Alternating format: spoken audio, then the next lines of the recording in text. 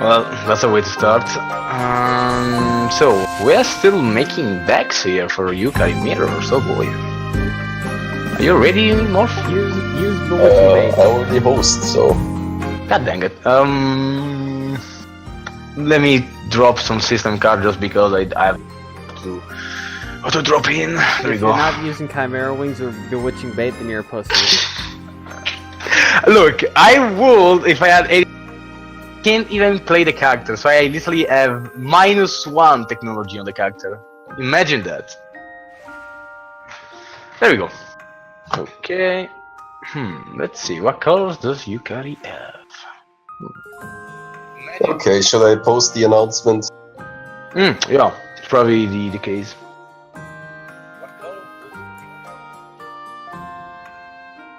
Okay, should I post the announcement?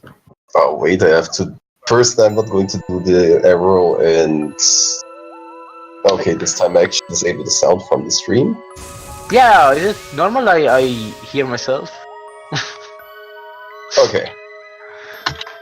I guess I can roll now. Yo, that's the one double podcast. Do you listen to yourself when you talk during the other podcast too? Ugh, no. I sound disgusting, so I avoid that. It's gotta be some audio countermeasure. You gotta prepare yourself. Ugh. It sounds terrifying. Let's see what I can do. Like, I legit never played Yukari before. This is gonna be fun. Jeez. Well, the bullets are pretty good. Can't okay me. Wow, fuck, you can't. Maybe I should take this time to recite the unlimited 5C works, or the unlimited train works. I don't know if you guys know that one or not. Wow, he's actually blocking my vapor.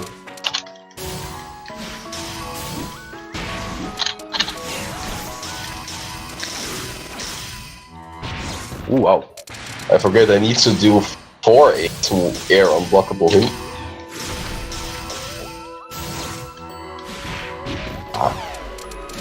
I think 4-5A like 3 times in a row is unfair pressure, my dude. You stop there. Oh. Hello. Will I ever win once those mirrors? Nah. I usually have the upper end for a reason. No, because all you do is carry your bases with you. Already, though, we see there's a lack of like J5B and a lot of J2C. Okay, you want J5B, you will get your J5B. Oh, fuck. I don't know, it's good and neutral. I like it. Okay, That's so... the shit right there. This is Sweet and Spring Haze, we matched 6-2-3. There we go. 33, are you watching this? Yeah.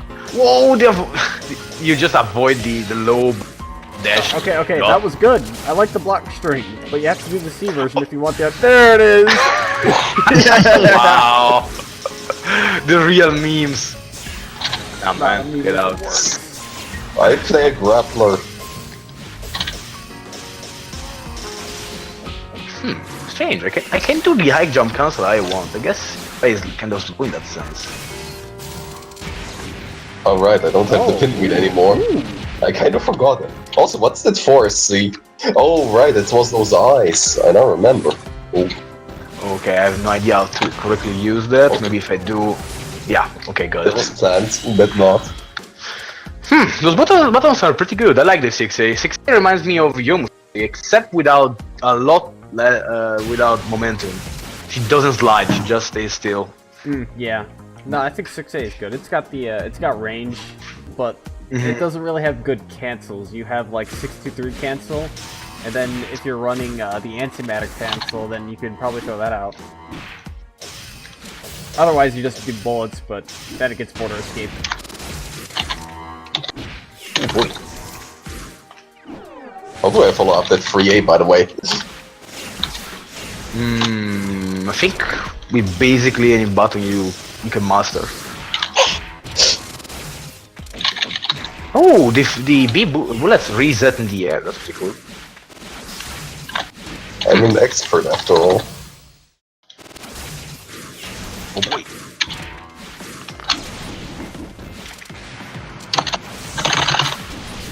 Wow. I don't think it was the actual correct choice. I know, right? Oh, it doesn't say. Oh, J2A.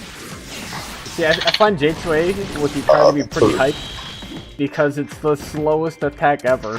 When you use it from high up, you just... it's like It's not that slow. riding an umbrella down. There we go, God. right there. This... When you want to run the fan system card, just run this skill card instead. It's infinite. I forget that you need to use the C version. Yeah, I mean, damn it. you still get a good version with the B version. It's a little bit faster, but it's still a bullet.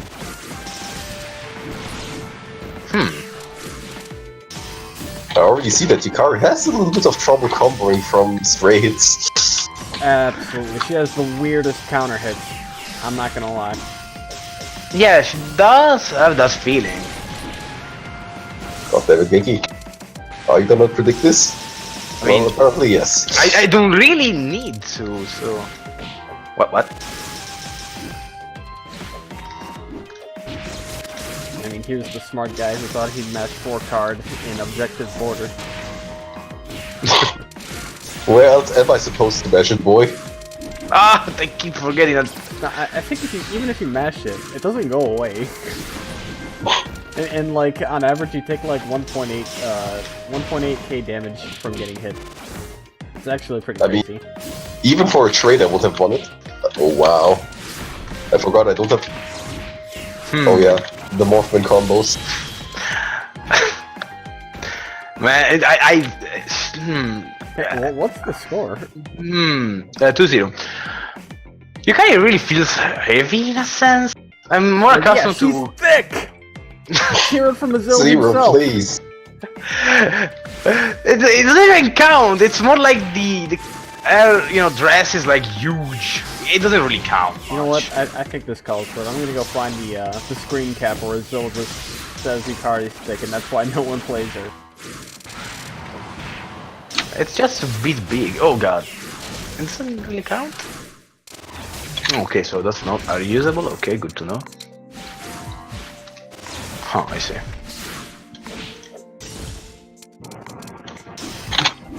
I wanted to spin myself. But this is not good. I'm definitely more accustomed to other type of characters. This is so strange. Even Alice felt a bit more easy to use in that sense.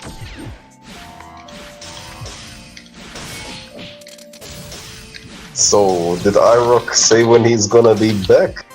Otherwise, we might as well. Please Start. Okay, here. I have the history loaded. From Vivago, Azil, can you explain why Japan thinks Yukari is trash?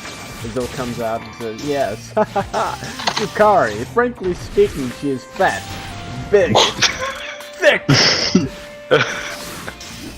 And that's the pure reality of this. I just look at those hitboxes. It's the biggest. Yeah, you can actually fuzzy guard on air by on ground. Like even if she's just crouching, you can actually do that. It's pretty fun. Azumo is actually really important to do that as your. So air crouching, standing. I hate of crouching is quite important actually. Oh boy! Alright, this is pretty hard good to train, use. that was 5.5. Now the thing I about didn't People see say that. that's hard to use. Dude, I wasn't even watching. I don't know what it's the answer as good old Yukari. Don't think too hard. I don't know. What? I've seen Train get mashed so many times, so I actually don't think Dial A into Train is a setup, but we'll find out later. Oh yeah. Wait, what? I don't think that's... Otherwise, are we just saying that we're gonna do like one more game and then we start the episodes? Yeah, I think that's right. I think that's okay. Yeah, probably. Actually, is that laser grazable or is it melee It the should be, entire yeah. roll? What? That's plus if correctly done, I think. Or on wrong block. Man. Okay, last game then, and then we start the actual fun. Yeah. People already started joining the stream, so yeah. I have to say that it really confuses me that 2B, because the recovery is so huge. Yeah, 2B is great. It's kind of like second 2B, just strictly anti-air, but the best thing about it is the hitbox it gives her. It's like really hard to hit her with anything when she does 2B. No, I mean the air version, J2B actually. It's really... Yeah, I'm trying to use it. Use it. That one's not too good. Yeah, I noticed. Okay. Man, the hitbox on the J2A is just hilarious. Like, it's so small.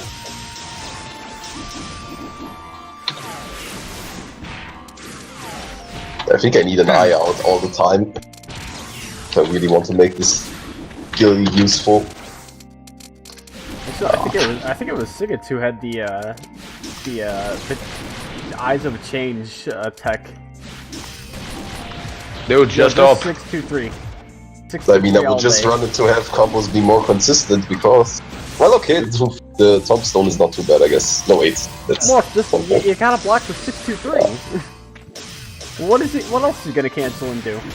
Yeah, actually, I don't have actually any other option. It's kind of annoying in a way. That was a He actually landed the bewitching bait. You know, if there's a card that's hard to use, most of them will be able to use. I can't be doing just the freaking wheel and it works. It's just not okay, you know? Why it's working? I think Morph just can't be bothered to play around skill cancels. Or melee cancels. Can't be bothered to play this entire game. Okay, that was almost good, Genki. You almost had like the super optimized Yukari corner combo. I know, right? Why? Come on! I'm going to do it again! Okay, thank you. But you're gonna do this, which is ass Here game. comes another one. Here comes the 623, you know he's gonna do it. I don't know what to do otherwise. Yes. It's unblockable, right? That was one thing I want full of before I die. And he got it. What a god. Whoa, Another ram! Stop the game this! No! Oh, come on! I don't know what to do! Me. Just respect me, man. Just respect me for once. Yukari is not a respectful character. That's not what she does. Oh, I really want Run to the tree and iRock both to explain what to do, because seriously, I'm accustomed to characters that can actually, you know, press a cancelable button, then press another button to do something else, and then high jump cancel from there, you know? And it's so strange. The only thing you can do a cancelable button is to simply, you know, cancel into the wheel, and that's really confusing. Well, I hope I learned something from the explanation. It's definitely interesting. Like, I wouldn't say it was that bad. Oh yeah, it wasn't too bad. It was just really strange. Ooh. Okay, so let me check. Ooh, what I guess podcast it's time to start the actual podcast now. So do the introduction, Genki, while we wait for iRock. I'll try my best. So we reached Hisouten podcast 22. Oh, nice. Today's title is Nightfall's Living Podcast. So yeah, 22 podcasts. We are going well. We are going pretty well. We're doing Yukari today as a character, and we are really close to, you know, finishing the cast. With that said, today we have two people to explain the character Yukari. We have Ran33 and iRock. Sadly, iRock isn't yet here, but we can have Ran present himself. So go ahead, Ran. Hello, I am Ran33. I've been playing Soku since 2009. I've been on and off for a very long time, and I began playing Yukari in 2010, 2011-ish.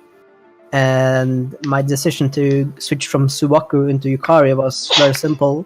It was, well, I thought Yukari was very cool and stuff. She was very powerful, and she had very like just very.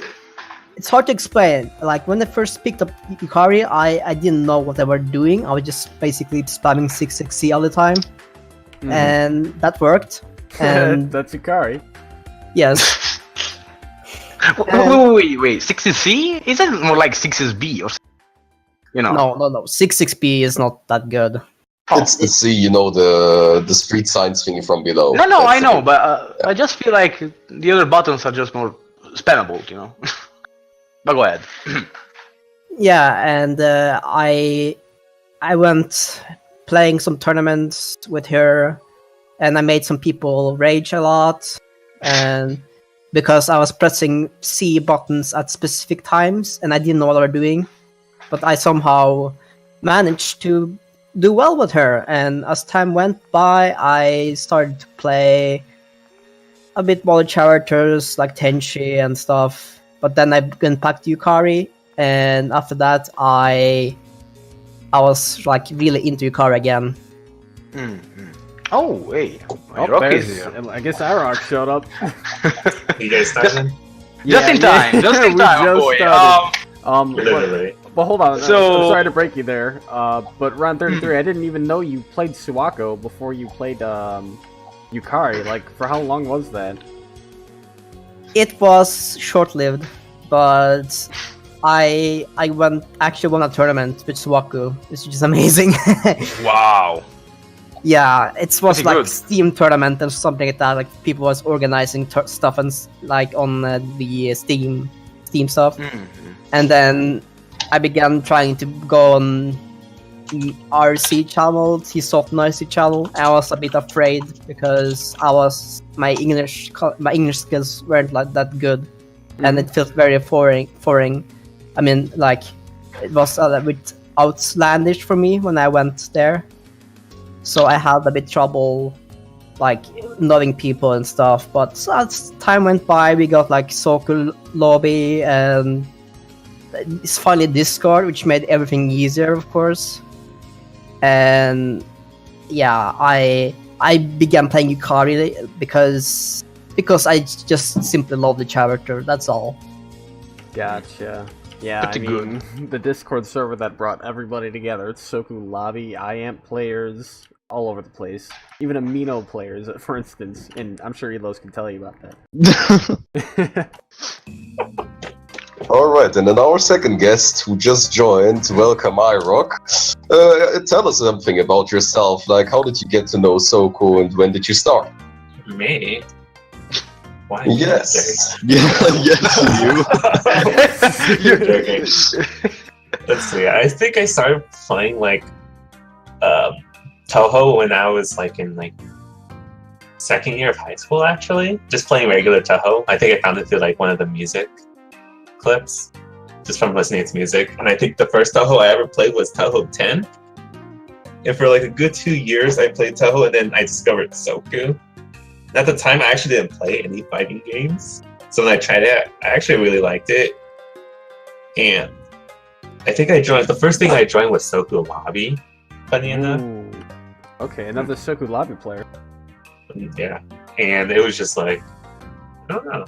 I just liked playing it. Funny enough, my first character wasn't Yukari either. Who was it? I think the first person I ever played like track playing was Mei Ling, actually. Oh, pretty good. Funny enough. Yeah, no, that's mildly surprising. Like, we keep running into this story where Soku is like their someone's first fighting game. It must have something to do with Toho. And then Well, I mean, it is a quite simple fighting game, so it's not so strange. But yeah, go ahead, Irok. Sorry. I was just like, yeah, I went from like Mei Ling to Yomu to Tenchi and then to Yukari, I believe. And what exactly made you stick to Yukari? What was it like? Anything in particular? It was just fun. Same for me. She just felt smooth and fun. Smooth. Alright, no, that makes sense. I mean, we watch your gameplay, we watch your playstyle, and all of it just seems very fluent. So yeah, I guess you could describe that as smooth. And then for like, I think I played Soku Lobby for a good 4 months, 5 months, and I transferred to IRC, #Hisouten. and that was an interesting change. I just played like crazy for a while. I don't know, was Yeah. like Soku Lobby dying or something, or do you just strictly want to be on IRC? I hopped onto both. I actually went back and forth between each one. Yeah, I think I was. I would tell you that I would have like a both of week. them up. I would have the IRC and the lobby open at the same time, looking for games. Oh, looking for souls to crush. That sounds like modern alpha. Poor Alpha. A noble goal indeed. I think that was Wayward, because Wayward actually started in Soku Lobby first. I think I was his first opponent, now I think about it. I have actually replays from me playing a guy named Hingi. I'm not sure if you guys have heard about him. No, he was a Yumo player, and I played him like every day since 2011 into like 2012 when I moved to Soku Lobby, and I played some players there and got some friends and just played friends for a long time, and then I started to play more RC, Hisouten RC, and that I think it went very well for me. I learned a lot. I was basically lab working a lot, but I still had like no idea what I did wrong until like 2014 maybe, when I came back to Yukari after playing also Tenchi. And Tenchi helped me a lot, understanding how I should pressure and stuff. And I learned a lot from like playing iRock and playing other good Yukari players. But there was two Yukari players I recognized as very good at the time. There was Magister and was iRock. Those are two players in my mind when it comes to Yukari in general. Magister, I thought he was a Komachi. Yeah, but He was both. he played Yukari as well sometimes. What I'm talking played- about. He played go ahead. Rimu and Yukari and Komachi. Yeah. It's like talking about that. I remember because like I started playing Pachili for a little bit. Now she's my second main. It's like playing Pachili. I just learned that how to play the neutral way better. So when I went back to Kari, like I was able to play the neutral stronger, like a lot stronger than before. What, because of perfect flight, or was it something that Patchouli had? Just being patient with Pachili, because Pachili just can't go in like a That is madman. absolutely true. So that skills translated to Yukari, where I was able to just be more patient in general. So it was actually a pretty good experience, actually, overall. I really liked the whole. I mean, Yukari is not this fastest chart in the game. No, she's very slow, but the slow movement isn't that noticeable when you travel short distances. It's like you can move slowly in. You can like punish people trying to get in. Yukari is good at like staying away from certain ranges and like have hitboxes that deal with stuff. Like Tria, for example, it's very good when people are a bit distanced, like when they come from far away, and like she has very good anti-airs, so people can have trouble coming in, but at the same time Yukari might have trouble going in as well, so you have to play a bit patient. But you can like throw some random high jump line, jump high ace at people, and then you get hit and you get a combo and get a knockdown. I think the most important thing with Yukari is that you keep getting those right combos, especially in the air. Like if you can get a hit in the air, you want to maximize the damage as often as you can. We'll get to that in just a second. I have to pause you right there. Yeah. We're not quite keep there. the data. He's so Keep the ready data for for this. later. But Genki, I think we need to hop into our rollback. Tell us a little bit about what happened Indeed. these past 2 weeks.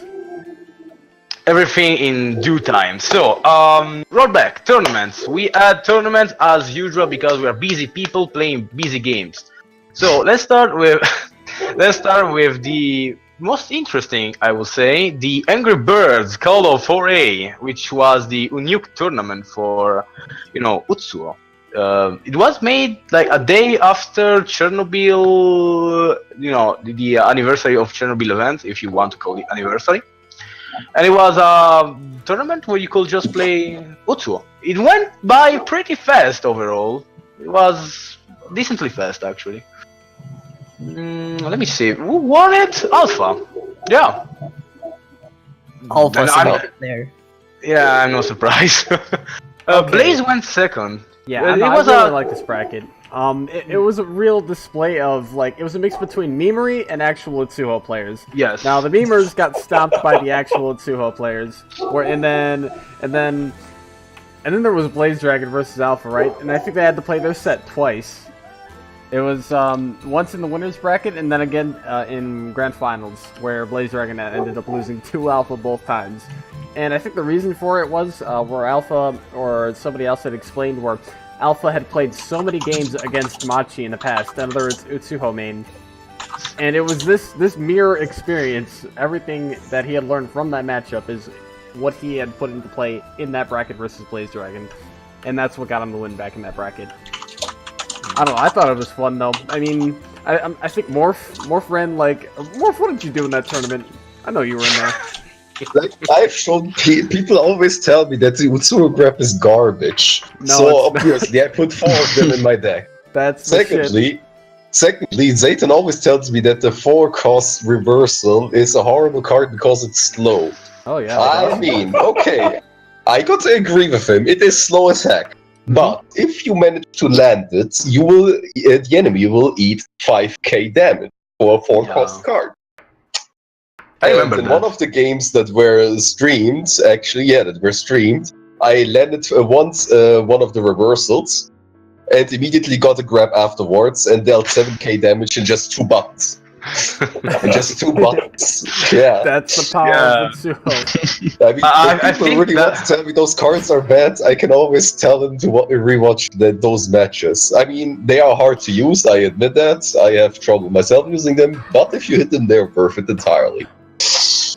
Okay, shall we move on to the next tourney? Yeah. Overall, it was a really fun tournament. I think Morphman showed up, a bunch of fun stuff. Yeah. So next, we had Dream Chasers. It was, a few days ago, like 1 week ago, and Dream Chaser 21. Oh boy, Valiant won. Oh man, and Shiromino got second place. What to say? I don't know what to say. I feel like Shiromino was doing so well, but then it went down, and Valiant just played his game and won. Like, just did what he's good at, and he won. Simple as that. And yeah. If we go back to Dream Chasers, the last bracket that played, was it 21? Yeah, 21. Oh, Zim. Yeah, I'm forgetting Zim, the god. A lot of things took place in that bracket. People who won, Yeah. people who weren't supposed to win ended up winning. People who were not expected to win ended up winning. People who we thought we were going to ban right away ended up losing. It's just... Wow. Yeah. Alright, but let's go ahead and find that challenge really quick, because I think there's a couple mentions that we have to make from it. So PC Vault came up to finals and went 1-2 against Valiant. Couldn't win though. Then he lost against Chirumiru. Like, Zim played really well, Volt played really well, but at the end of the day, Valiant and Chirumiru were the two, strongest player in the tournament. And it PC's shows. looking a little bit more solid lately. I watch his Yukari a lot, and it's pretty ironic that we're having a Yukari episode today. And when I watch PC Volt play, it's the very basics of Yukari that you should apply in just about every matchup, but he's doing it so solidly that it is what's granting him his victories in these matchups, like versus El Sereno, versus Zim, and almost off of Valiant too. But I think what PC kind of lacks in his gameplay is his versatility. He has his gameplay is very static. It's very straightforward, and it's kind of predictable to some extent. But that's just my opinion. I think you guys should watch more PC Volt. I feel like the top 5 was pretty much strong overall, but they need to tweak some fundamentals. Problems. Like they are lacking in fundamentals. And if they adjust that, they are going to be way stronger. To add to that, so we can move to the next tournament. We banned 4 people after this Dream Chaser. Finally! We've been waiting for these bans forever, Genki. So I'm going to make an announcement for the next tournament and say who also got banned, but I'm going to say it here too. So we banned Ginto, we banned Saber, we banned Valiant, and we banned Shirumiru. So all strong players. Wow. Yeah. All strong players. So the next Dream Chaser, we are going to see a completely different top 8 for sure. Or at least some new guys into it, which is going to be pretty interesting. And I think we should note that these bans are like, don't feel bad about these bans before. You guys have actually, you've won in Dream Chasers before. Like, every single person that's getting banned has won before. They've performed well in the past, and they have consistently gotten top 4 at the least. Like, these are good players. They're definitely up there. And one thing that I think Genki is trying to reduce is the very high skill ceiling that Dream Chasers has that is adapted within the past couple of months. Do you have anything to comment about that? But the skill ceiling in Dream Chasers is obviously higher than in Soku set, because in Soku set I score higher.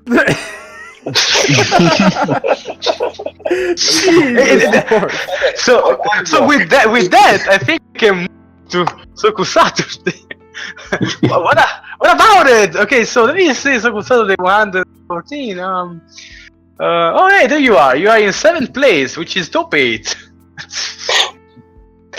Soku Saturday 114. So we have Aguilandro and Anyako. So basically, as always, the top 8 is pretty much, the top 3 is pretty much the same people. And there is nothing wrong with that, just that it shows what kind of top player we have right now. Soku's South America. Kind of. But though I want to add that there was the Bomb, 4th place, Iron and Shirumiru 5th place, and Morphman and Ham in 7th place, which is pretty damn good. And Ionator somehow went 9th place. What hold up. You mean Ionator and Scum Ham came back to play Soku? I'm in 7th place, and Ionator is in 9th. So we haven't seen Scum Ham play in a long time, probably since quite a lot. Yeah, like when she won Dream Chasers, however many months ago. That was probably the last time I saw her play DC or Soku. I haven't seen Scum Ham in a long time. Yeah. What the hell? She's pretty strong. Sana, if I remember correctly. Yeah. I'd actually put her Sanae on par with Bunnies or Fusillade, whichever name you want to call him. Just another one of our stronger Sanae players. I didn't see this Soku Saturday. Say lately, I'm not really watching any Soku Saturday stream nor participating. So, do you have anything to say about this in particular? I would like to ask iRock, for example, like, how do you feel about the Soku set level? Like, is it hard? Is it hard to actually compete there, or is it easy for you? We know that you're pretty much one of the strongest players around here, but how do you feel about it? It's been a while since I've actually played in Soku Saturday. I think the last time I played was last week. Well, yes, that's... I think really it's normal-ish level for me. Like, I still have to try to win. Like, I still have to put in effort, but I think the level is... from like a 1 to 10, let's say Blaze is like a 9, right? And I'm just gonna say like I'm a 7 or an 8. I want to say Soku sat level is like 6 or a 5. That's sad. The average. So you would actually wish for more higher level players to join it, right? Yeah. I mean, I can get behind that. Players. I mean, because if I have played about 1 year and a couple months into Soku since I've joined. And in that year, I've done nothing but practice in Lab Patchouli nonstop, and that is what's got me to like top 8, top 4 in Soku sats within the past 2 to 3 months. And it's consistent too. Like I can get there with no problem. But the thing I feel about the competition is that it's basically around my level. Whereas when I would compare to top players in the past, or to players like Ron 33 or iRock, for example, they're with us today. Like, they consistently beat my ass to the point where I don't want to play Soku for the rest of the day. I don't get that feeling in Soku Set recently, and I think it's because of the skill level of the majority of the players that have been joining Soku Set. Like, what's going on here? I think there's only like 1 or 2 top players actually like joining the tournament Yeah, I got for the Soku Saturday. So it's like people get up to the top fairly easily, but I think once you encounter one of these people, they just lose immediately. Not immediately. I mean, there's still upsets, but it's just like not enough variety per se. I think the problem is like the gap between DC and like even if you win DC consistently and then get banned, I feel like there is still a huge gap. Like the difference between the top player of Soku Saturday and the top player of DC is still huge. You know? It's extremely large, and I wouldn't want to like confuse people into thinking that like being a DC graduate means that you are good at Soku. It means it means you're beyond the majority of average players. I think that's what it means. It means you have a good understanding of the game, but you have yet to master it. Pretty much, yeah. You're still lacking some aspects of the game, so. Hey, I mean, I know I lack aspects of the game. I still lose. I lose lots of games to Morphman, for instance, and he's not even banned. Don't worry, it's normal. Dude, I can lose 2 anyway, it doesn't count. So, last tournament we had was Beginner Beatdown. Elos played in that, so I think we should ask him what's up with that. My Jesus. favorite tournament. Yes. Just 19 beginners trying to destroy each other. So, for Beginner Beatdown 10, Sonic was the protagonist, again, he always is, but we had actually a Yukari player named Resita, which is another ironic Yukari appearance in this podcast, but they lost first round to Slen the Suika, and then destroyed Loser's Bracket, all the way up to Finals, where he reset the bracket against Sonic, and then Sonic re-owed him in the grand finals. I'm not sure what he pulled out of his ass, but wow, he got a handle on stuff. There was any other player that you may want to, pick and present to us? Present. I like to chill myself, but I don't handle stress in tournament environments very well. I don't know what you're talking about. I think Yosaki is good. I think the only thing that you really lack is like matchup experience. And once you get at least a little bit more matchup experience, like know what other characters can do, you'll start playing these matches a whole lot better, and Beginner Beatdown will be like a breeze for you. Soon, team. I hope so, but it's honestly a lot of it's nerves and tell. A couple other players that shined a little bit. See, Chubb Valerie came out of nowhere. He went to semifinals and winners. He's a Suwako. Yeah. Yeah, we know Chubb. He's he or she. I'm not actually sure about that one, their gender anyway. But, that person has been in Hisouten for a while, or at least they've come back on different occasions. So we're familiar with Chubb. Yeah, I think he's left on several occasions. If not, like, actually leaving, just taking a break. But, he made it to semis. And how to do... In losers round 7, Resita got the Yukari. Well, that if was Resita's around, then, hopefully stays tuned for this upcoming Yukari spiel. Yeah, he did surprisingly well. I don't know how involved with the community he is, though, because I don't see him outside of tournaments, hardly. Yo, what do you think of Nitten? Nitten has participated in probably the last 4 Beginner Beatdowns, and seems to get top 8?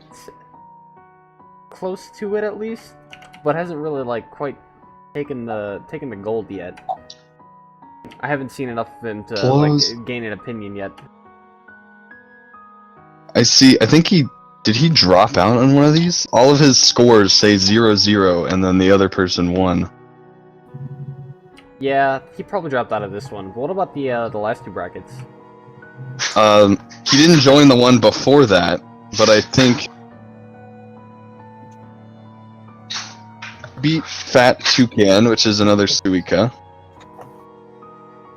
And that looks like, honestly, the only other match he played. But I don't know. Well, I mean, I hope to see more Nitten in the future. One of our rising Yuko players. Because we actually don't have that many Yuko players. There's Relial, who's been here forever.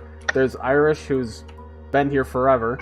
And then there's Seko, who came around last year, but they've been like an on and off player. So we're kind of lacking Yukos, to be honest. I mean, we also have Karnev, but he's... Actually, I don't think we are lacking Yukos. If I think about it, if anything, I think we're lacking in Tenchi players. Maybe. Tenchi. Yeah. Fucking. Oh. It's all in Australia. Just go there. I feel like there's more characters that we lack of than Yuko. I think there's plenty of Yuko players in general. I don't know if you guys are thinking of just beginner levels or like the whole range of Yuko players. I mean, anyone, to be honest. Also, Anyone? shoutouts to Zim for getting top 4 DC. Because if I don't say that, you know. Then... Wait, he didn't make top 4? I didn't even notice. Good job, he man. did. Yeah, who did he beat before? I have to go look at that bracket again. But okay, I think we are roughly done with the tournament recap now. The board is enough. So Before let's that, move right.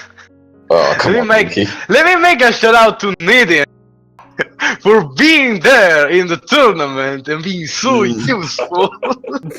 The last thing you want in your Dream Chasers is Snitten to drop out. Oh shit, I forgot about that. How did you forget about that? I won't even forget.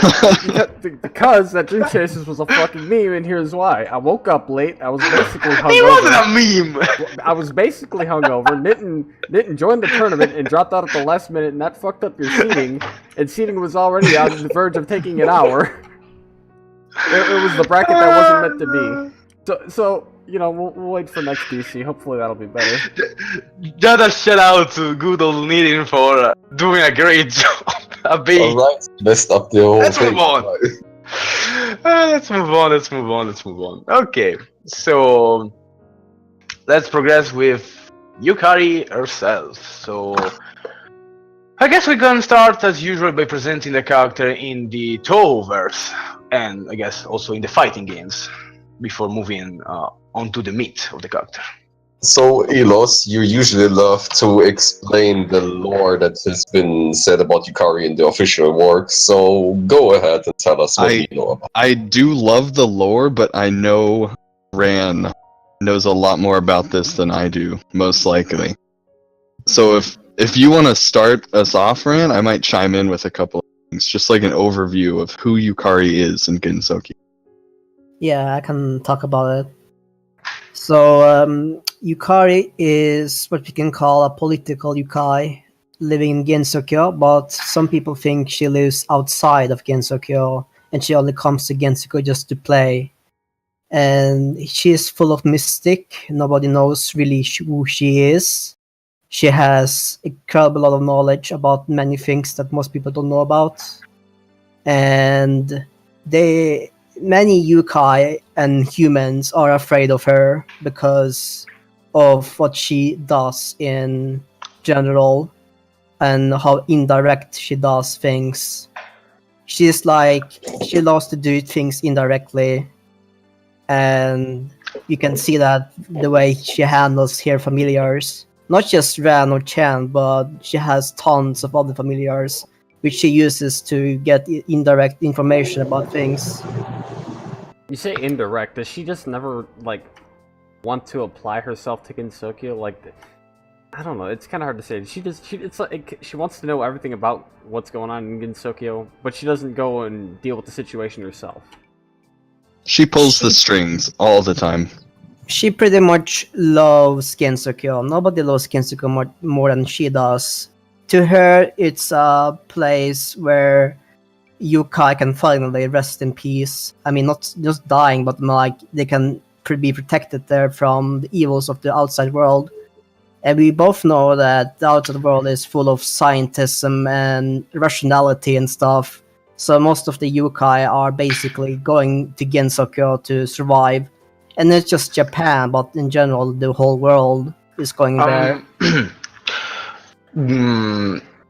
What about the lore of Yukari in the fighting games? I feel like we should present that as she appeared from the very first Toho fighting game, right? Yes, the IAMP, Immature Missing Power. She appeared there first as a playable character, actually. She appeared later in other works, but this was the first game you can actually play her, and that was very interesting. And I immediately picked Yukari when I saw her. Actually, I picked Suika because I thought she was very cool, but Yukari caught my attention after I read about her a lot more, about her abilities and stuff. And that made me really realize that she is indeed the character I want to master and play. And she is very weird, you can say. The way she speaks and stuff is probably because she has lots of more wisdom than most people have. And oh, go ahead. Sorry. yeah, and Yukari, then I don't believe Yukari is her real name. I believe there's a lot more to her than we think there is. And I believe that the color that she's supposed to represent, which is purple or violet, if you mind, is supposed to represent the chakra, if you guys are already aware of it. So we have Bran and Chan, and the whole intention of having Remilia Scarlet in the 6th game and between the 7th is to show how much power colors have, and these colors are chakras in some way. Let me ask you another thing. Do you think how her character works in the lore is well represented in her gameplay? Yes. Yeah, like her boundary ability. Yeah.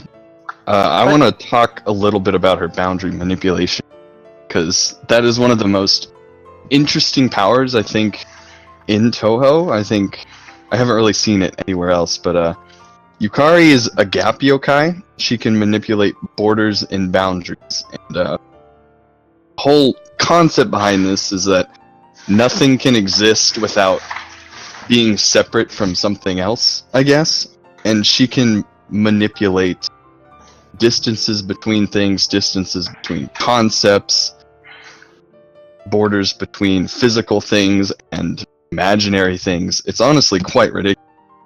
But essentially, Yeah, but essentially, oh god. the boundary manipulation allows her to basically manipulate what is the truth about things. So we might never know what is the truth because it can be manipulated. And that's a bit scary, isn't it? Yeah, but outside of the border abilities, does a general character is how to say it, represented in her moves. I mean, she uses, for example, her 6C and throws what's the word? Street signs and such. yeah, she grabs objects from outside of Gensokyo to use, like the train, like the street signs. I'm not actually sure if she races the boundary between them in that very specific moment, but it's honestly quite crazy. You can use teleportation, you can travel between different realities almost. I guess then, I guess that kind of explains her character game. She does use her, Shikigami and stuff, and the borders. I guess she's overall well represented in her moveset. With that said, I think we presented the character enough in terms of the character itself. I guess we can move on to I mean, we were already talking about moves before. What you guys were talking about? Air moves and how to confirm into combos and all that. So, do you want to continue from there, or Well, we Yeah. need to get it. We need to jump into this character somehow, right? So why yeah. don't we start off with neutral? You know, how is this character supposed to be played? What is her good bullets? What is her bad bullets? Pros and cons you want to point out, and go ahead. Never use J5B. Oh come on! I like that bullet. It's good. I mean, 5B is fine. Don't use J5B. Alright. Okay, let me There's talk. a big difference. There's a big difference in neutral for that. Let me talk. So the C bullets are essentially the bullets you were spamming a lot. But if you are going to approach the opponent with cover, then the B bullets are their best friend. But Gem 5B is best used high up in the air, not low. If you do it high up in the air, you can actually get some cover when you land. Because when you the speed of falling is actually faster than traveling normally. So that's why you want to use jump 5B high up in the air at peak of jump high jump 8 essentially. And you have that advantage. If the opponent doesn't do bullets at you, you have the advantage because you can read if are they gonna jump, are they gonna 60 towards you, and you can try to like catch them somewhere there. Either they block or they get catched by jump 5A. So it's a bullet you can use, but you should use the C bullets most of the time. Because the C bullets are just incredible fast. One of the fastest bullets in the game. Second to Patchley Jump C, which is the fastest bullet in the game, in the air. And if you use C bullets correctly, you can interrupt all kinds of bullets. You can essentially counter people trying to melee you. So if people are trying to get towards you, you can try another jump 5C, or you can do a jump 5A, which is 1 frame faster and can catch people off guard. I use this against Space Dragon because he's one of the players that actually knows how to play against the jump 5C spam. So if you're playing against a competent opponent, you want to use jump 5A, backwards air dash jump 5A to catch people trying to graze towards and hit you in the face with the boot. Yeah, I've seen that tech before. If you're just playing against someone who's competent, they'll know how to be able to, graze your C bullets effectively. So you can't really just spam C bullets. That's the only strat I have on my hands right now. I got the J2C, J44, J2C tech. It always works. At least for me. You want to build as much as speed as possible before the opponent gets into you. If he gets into you and he does some silly mistake, you get all the meter. Because beater with Yukari is very scary when she has ran up. Ran is like the card you want to go for. And that's why me and Arak runs like 4 Rans in her deck. I think it's essential. I think essential for every Yukari to have 4 rounds. Yeah, 4 Rans. So kind of like Utsuho's Geyser then, because every Utsuho deck ever has Geyser in it 4 times. Can't run without it. That's true, yeah. In the sense, yeah, the same thing. Okay, so her most used melee on the ground is 6-6C, right? It's because it has the range. It grazes, but sometimes it has the range, yeah. Yeah, and sometimes it can dodge stuff. Like you have seen probably a close range 6-6A from Sakia whiffing in the air. What the fuck? And oh yeah, because it I hate those moments. I think I need to bust out the frame data for this one. Let me just go find 6-6C. But go ahead, continue. Yeah, so 6-6C is the most used melee for Yukari because at long ranges you can make it safe. And most people won't block low. Some do, but most people don't. And you can get unpunished for it. Some characters can't punish at all. So you can just throw it out, like, no care, It's like, just don't use it against Patchy. Yes, exactly. It's punishable every time. Oh god, don't remind me of that. Yeah, and her other melee, like 3A, is like, I don't know if people can actually notice. Yeah, that's the 3A and 6-6C there. That's a hitbox.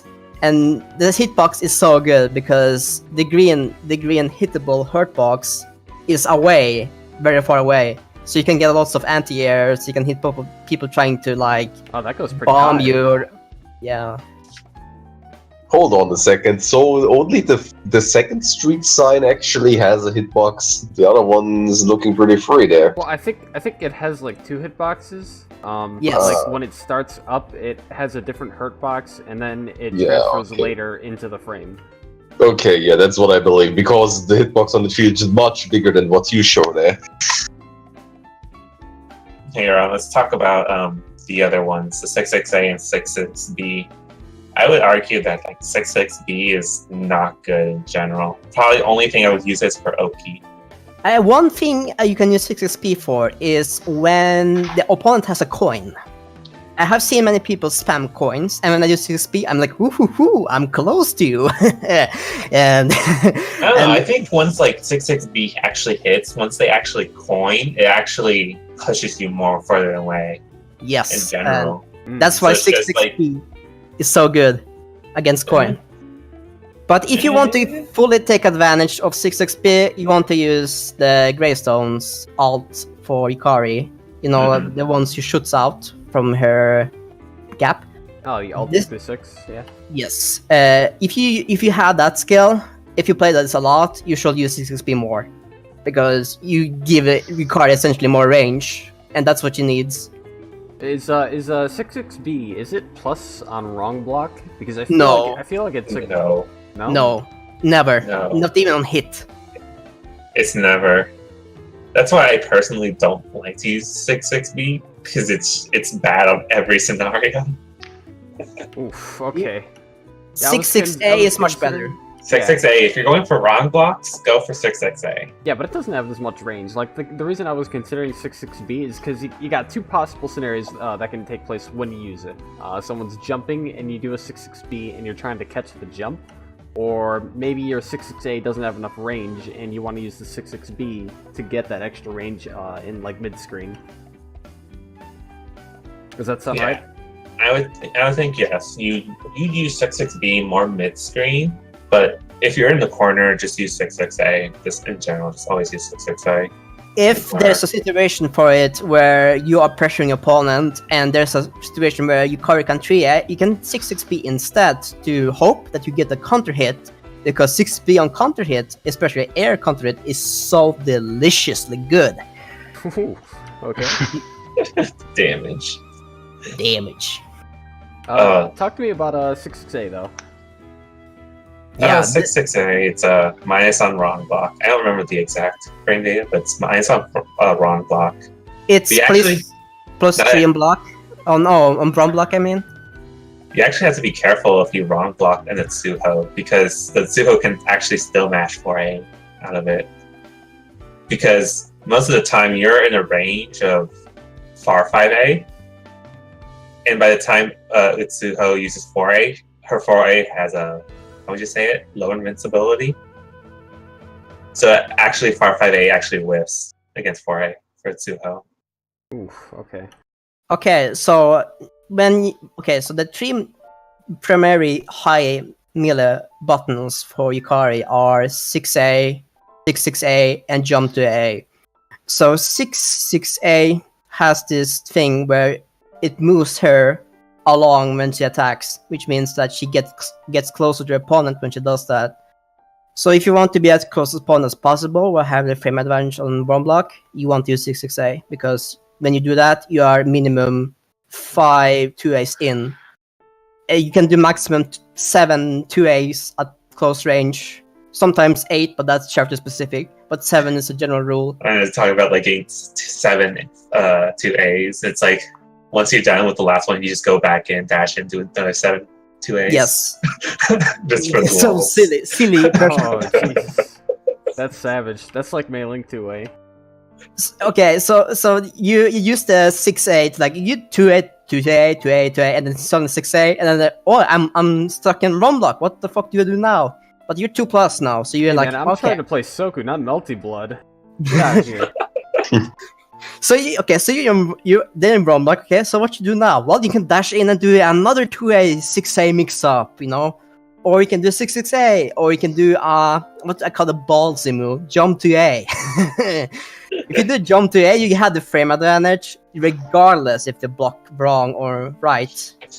Actually, like, I think once you get to A, you are just open to a variety of Just look at that hitbox. Just look at that hitbox. It's so deceptive. Yeah, it's good. I like it. But it's just like, I actually disagree on using 6A. The only time you should ever use 6A is if you can know that you can get a wrong block. Because if you can't get a wrong block, it's actually a free escape using BE2. Okay. BE2. Yeah, If they just BE 6A, they're actually pretty gone, because you can't actually high jump for that, because you actually have to cancel into a bullet, and by that time they're already at their highest peak of their high jump. I mean, you can just 6-2-3 to catch, can't you? Oh yeah, but that's your other option, and the fact that if they block it, it's okay. punishable. So are we talking about pressure now? I don't know. We're talking. We're still on neutral. I'm sorry, I was kind of straying you from the topic just now. We're talking about neutral. Yeah, we're still on neutral. Okay. 6A. 6A. When do you use 6A? Well, you use 6A when you get people like blocking in the air and then land, and you can 6A on them, or you can use as the anti-air tool, obviously. But it's probably better to go for 2B or 3A sometimes. 2C also works. 2C, oh god, 2C, man. 2C is a very underrated button. It really is. Honestly. I wish more people used it. Because you're only really anti-air as a bullet, really, from the ground. I feel like usually we see 6A out of Yukari's and air unblockable, but maybe that's just people are falling for it when you should be doing 2C instead. Because I feel like if someone blocks 2B, it's just they go so high in the air that you're just okay, now I can't do anything to you anymore. Because they just get pushed all the way up to the corner. What I like is it's to the point where not even Tombstone can reach. You're just what? Yeah, and you can snipe people if they're high up in the air, you can throw a tombstone at them, and they might. That's fun. I think that feeling is a Tombstone counter hit. Oh, it's the biggest counter hit you can hear. That's the biggest Craig-gasm you can get. Gotcha gas and all that. More like an erotic podcast. Oh. Yeah. Okay, did you guys want to move on to pressure now? Yeah, sure. I was actually going to say one more thing about neutral. Actually, don't be afraid to pop 2B whenever, because it's not you're going to get into a major disadvantage. I don't see people just randomly using 2B in the middle of nowhere. It actually just changes the flow of the match to an extent. Alright, if you play against Yumu, for example, you can just sit there, 2B, and spam 2B and go back. 2B, and just go up and down 2B, down 2B. Wait until she does her ghost thingy, or she gets towards you, uses patience and stuff, and tries to jump fire you, and then gets hit in the face with a kunai, and then you just confirm, oh, I get the combo right now. Oh, cool. Actually, the funniest thing to do is an Iku's Veil card, or her 4 card. You can actually, if the Iku doesn't know the matchup too well, if the Iku, most Ikus would just dash and try to get the J5A. The problem with that is that you can actually use 2B in her Veil, and it'll actually hit her. Because J5A will always whiff. Most inexperienced Ikus don't know that, and what they have to actually use is J2A. And also, against Iku, if you are brave enough, you can just throw out that jump to A. Because enough. It's just imagine, I have hit so many people, Alvasol, I hit you with that. I'm sorry, man. I hit you with that. Yeah, so when the EQ is doing well, she thinks she's immortal stuff, she flies towards you, you can just do that jump to A, and you have infinite active frames. And until they block or get hit, which I usually do, you get a free combo afterward. And another thing I was thinking about is J2B. The only thing you should use J2B is when you're all the way up high and trying to delay the match, especially for a weather situation. Yes. Like say if you really want Typhoon, you would just go to the corner and spam J2B because J2B you don't fall down ever. You can just spam it, you don't fall. And if the character, if the opponent tries to dash up, you can always cancel J2B into J2C. Yes. It's a stall move, but you can also use it for some anti-Remilia stuff. I used this against I remember who that girl was, but she was very mad at me because I spammed 2B at her. Oh, how evil. You know that 2B is just... You can use it in when you're pressuring stuff, but that's for another topic. Let's just talk about nurture for now. 2B is good for stalling. It's good for hitting people trying to wait for you to land. Sometimes people gets caught off guard because the delay between the bullet and the attack is a bit long, and that's enough reason for you to use it. But don't be predictable. But you stall, you are in the air. If you're high up in the air, they can't hit you. So you simply use it.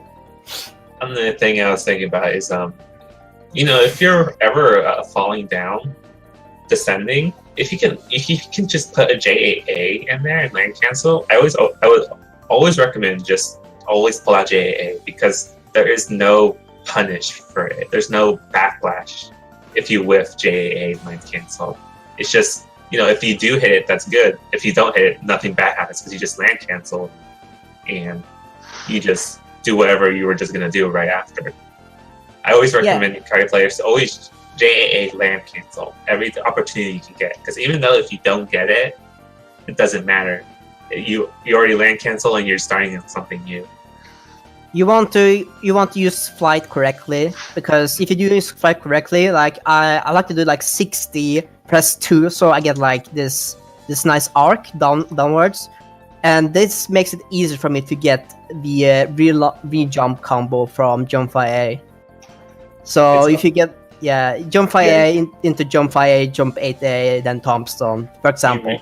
You really want to be able to hit people on descending, not on the rides ever.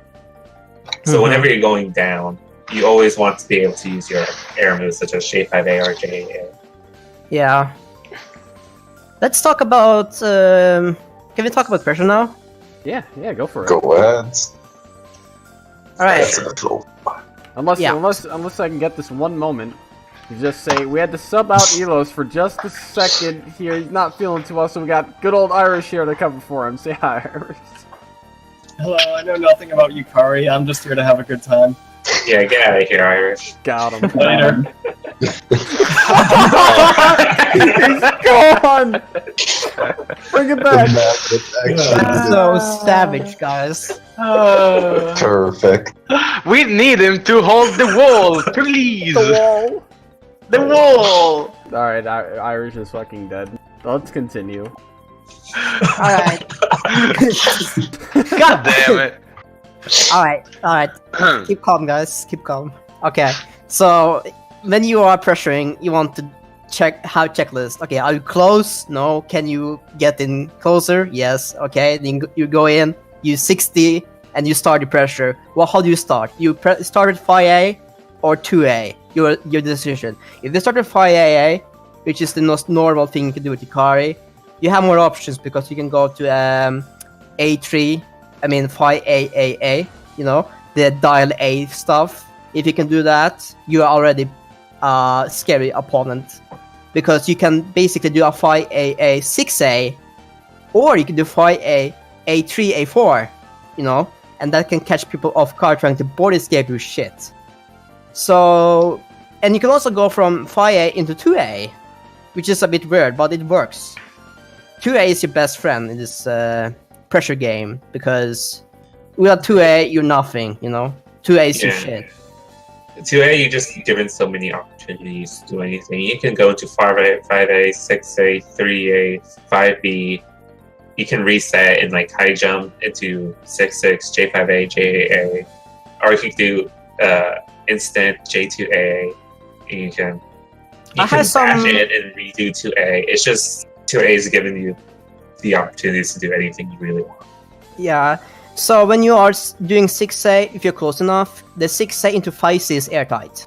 So from there you can go into like high jump 9, jump to C, which is airtight if you do it fast enough. I think I actually have a video on that. Yeah, I have videos to show you guys. Yeah, first up is a video example of how to just crush the opponent with just bullets alone. This is in corner. I'm just gonna post it in Discord. Alright, let me just get that on stream for you guys.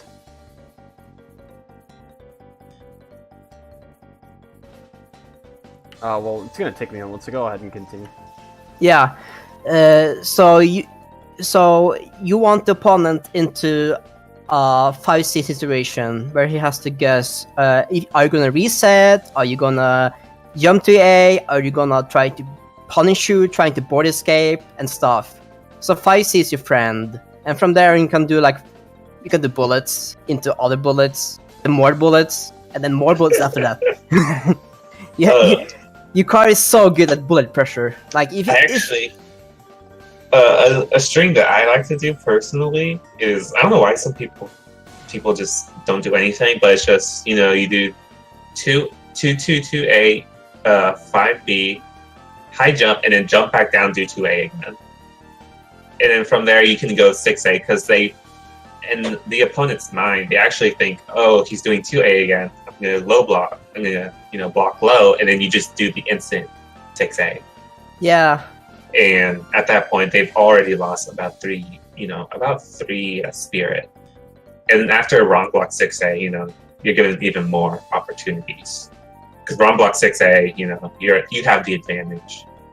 I have a video here, another video actually, showcasing high-low mix-ups with Yukari using all her tools to get the crush. The video's in Discord, right? So if you want to get good crushes with Yukari, you have to rely on high-low mix-ups. It's very important that you learn how to use RAM properly as well, and that you use 2A as much as possible, because people don't like getting hit by 2A for some reason. I guess it's just a natural thing. 2A, you see people like crouching down there and looking at the 2As, flapping at them, and yeah. Let me ask there. Both of you probably know that I have lots of trouble escaping Yukari pressure. For example, like what kind of weakness should I look for there? 6A. If you can block 6A, BE is your best opportunity, unless the Yukari is just gonna spam 623. Mm-hmm. Yeah. What you should be looking for is routes to escape with BE. Try to right block everything. I mean, that's kind of hard to say. Try to right block everything. That's really bad. It's easier said than done, of course. But are there any other weaknesses, or is that really my best bet to just wait? That's one of your best bets, and also 3A. If the 3A is very, very far away, let's say mid-screen pressure, if you can right block 3A, you can actually just high jump backwards out of there. Mm-hmm. And you're actually out, because 623C actually doesn't reach that far if it's spaced incorrectly. Alright, another video. Most opponents continue to block after 3A mid-screen, because at that point you actually should be able to escape. That's actually a free opportunity to escape. You don't even need a BE for it anymore. Video on how to punish board escapes done on 5C. Usually do a high jump 8. But iRock likes to do a chase. I have a video on that as well. Like the iRock chase, so good. I have a video on that as well.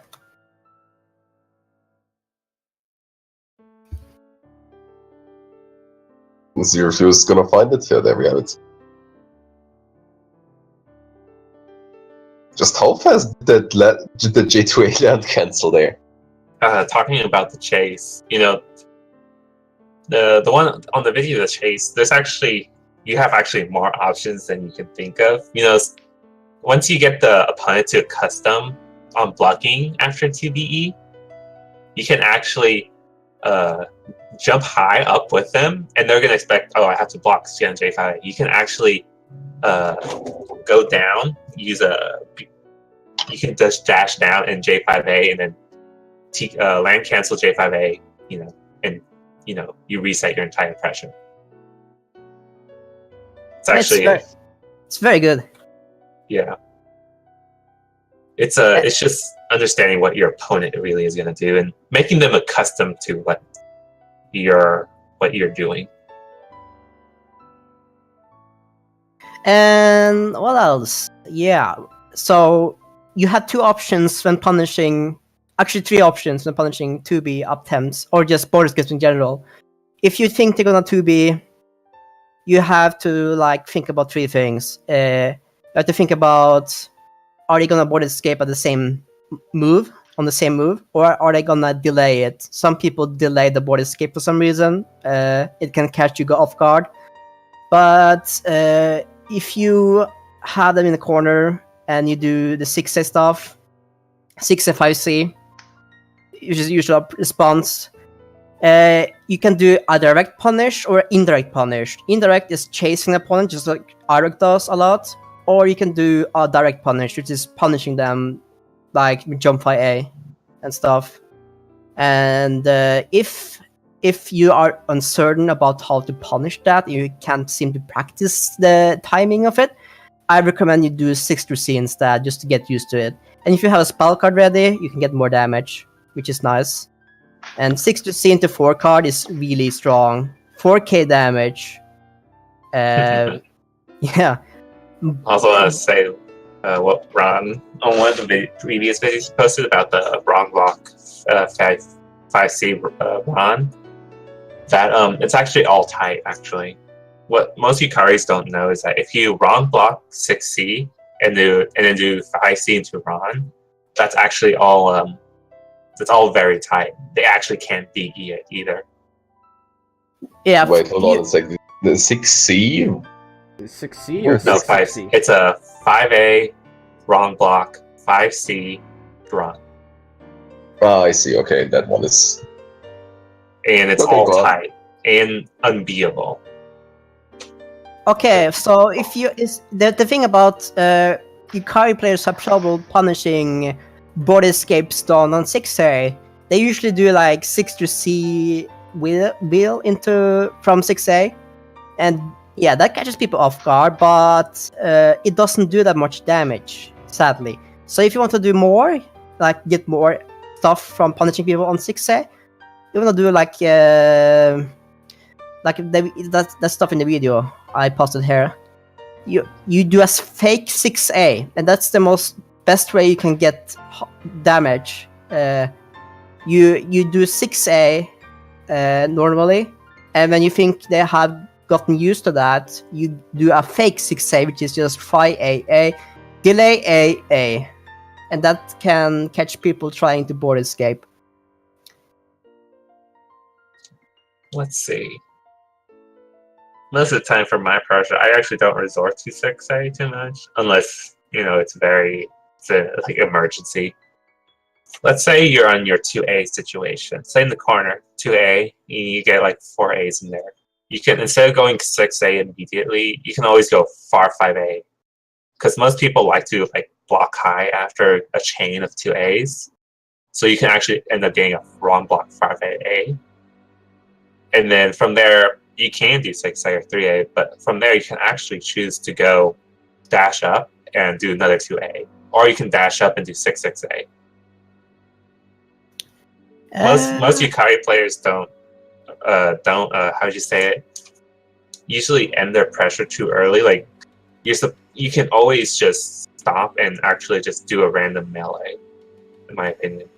Yeah, I mean, all my pressure usually ends in a 6-3-C, just because pinwheel is the end all. It's the end of string option. Mm-hmm. It's Yukari's pressure, although not that safe as racing pressure, as you guys might know, it's still very scary because she has gaps in her pressure. Yeah, you get the Sure. point. Yeah, the gaps is, and the thing about Yukari is that she has 6-C, which is a melee special given to her, which can catch people trying to board escape. and not be all characters have that. Like Raisin doesn't have stuff like that. She doesn't have that. Ike Raisin doesn't have doesn't that. have a melee skill, that's true. That's why I actually fear Yukari pressure more because of that. Yeah, and the fact that you can get more damage off it with spell cards is just disgusting. That 63C in the 4-spell card barrier. That's the shit right there. Yes, it's best used in corner. So just guys, so you know, so that you don't get unnecessary air attacks. You wanna get those knockdowns. Yeah. Okay, let's talk about Akiseme. So I know Arrock likes to do. He likes to have antimatter up often where yeah. like where I they like to in the corner, like the back exact same corner. For some reason when you I usually like to do TK antimatter because some people in the corner, some people just wake up normally in the corner. So I'm just gonna do TK antimatter, and then I do 6/6 J5A. JAA, and then do 6/6A, and then do antimatter again into TK J5A. I wish Just I in had, case I they wish try I to had a high video jump for out. this. Like, that sounds sick. It sounds awesome. It sounds like really good Yukari pressure, but we don't have any videos on this. Unless you want to hop in game and show me in Soku. Not really. Okay. I actually have some. Teach it to yourself, scrub. I'll have to rewatch the podcast. I actually have some videos on how to do Akiseme Yukari. Okay, so some characters you can actually do as what they call for walk cross up. You guys aware of that? The what? The walk. Is it the Ron? It's walk cross up. You. Oh, yeah, okay, that's what you mean. Oh, no, I know which one. On the wake up. Yeah. So here's an example. I use flight to get the timing right. You basically killing frames to get the right timing.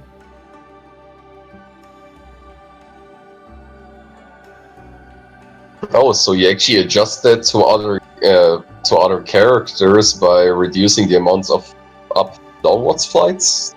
Do I understand that right? It's just like Yukari is just so big, like it's hard to determine where you're actually gonna wake up. In my opinion. I think So that's what you mean that way, That's huh? pretty good. Yeah, using up down Consider dash that. as a counting method. I never really heard of that. Really, that's pretty good.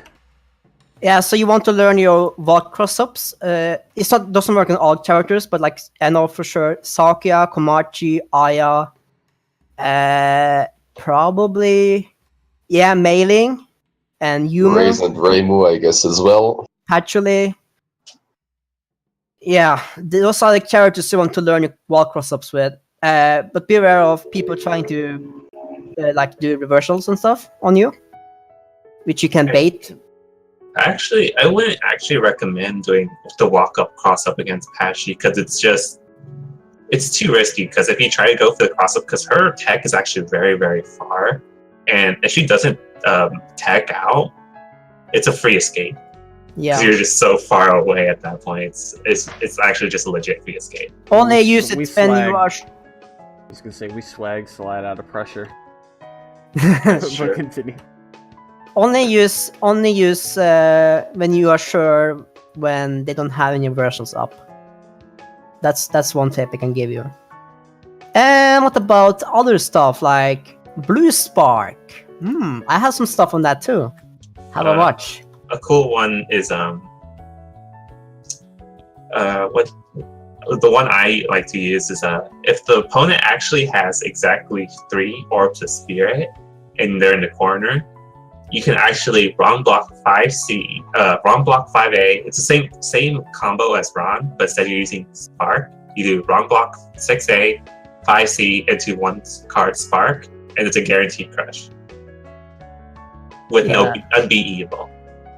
Mm-hmm.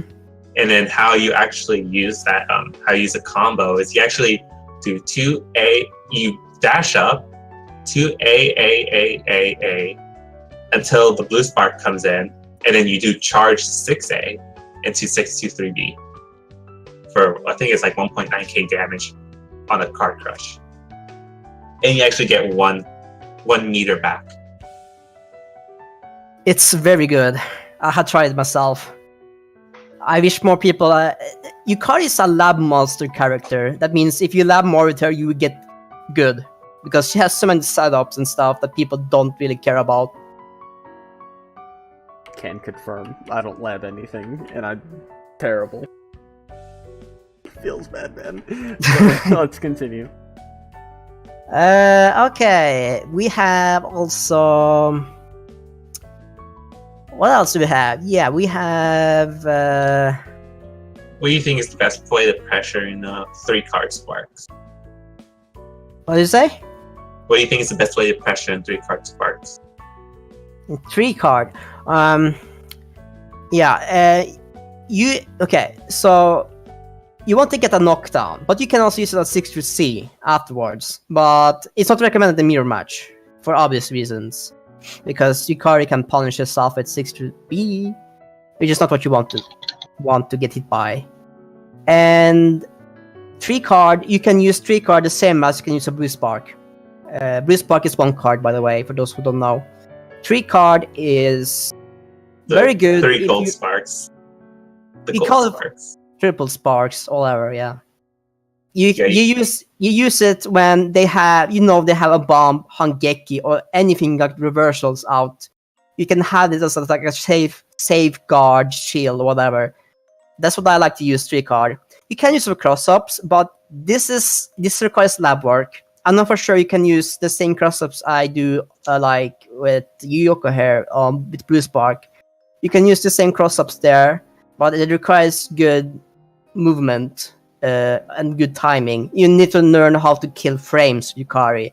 You have probably heard about killing frames in Street Fighter or Blaze Blue, all the games. I think I've only heard the term once or twice, to be honest.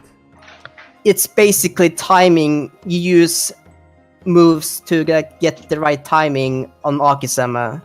So like you whiff a move and get whiff another move and then get the sweet spot, you know. That's what you use it for. We talking Yeah. about frame healer? Yes. Oh, I Genki, see. that's right. He plays a lot of Street Fighter and Tekken, so you should know about this.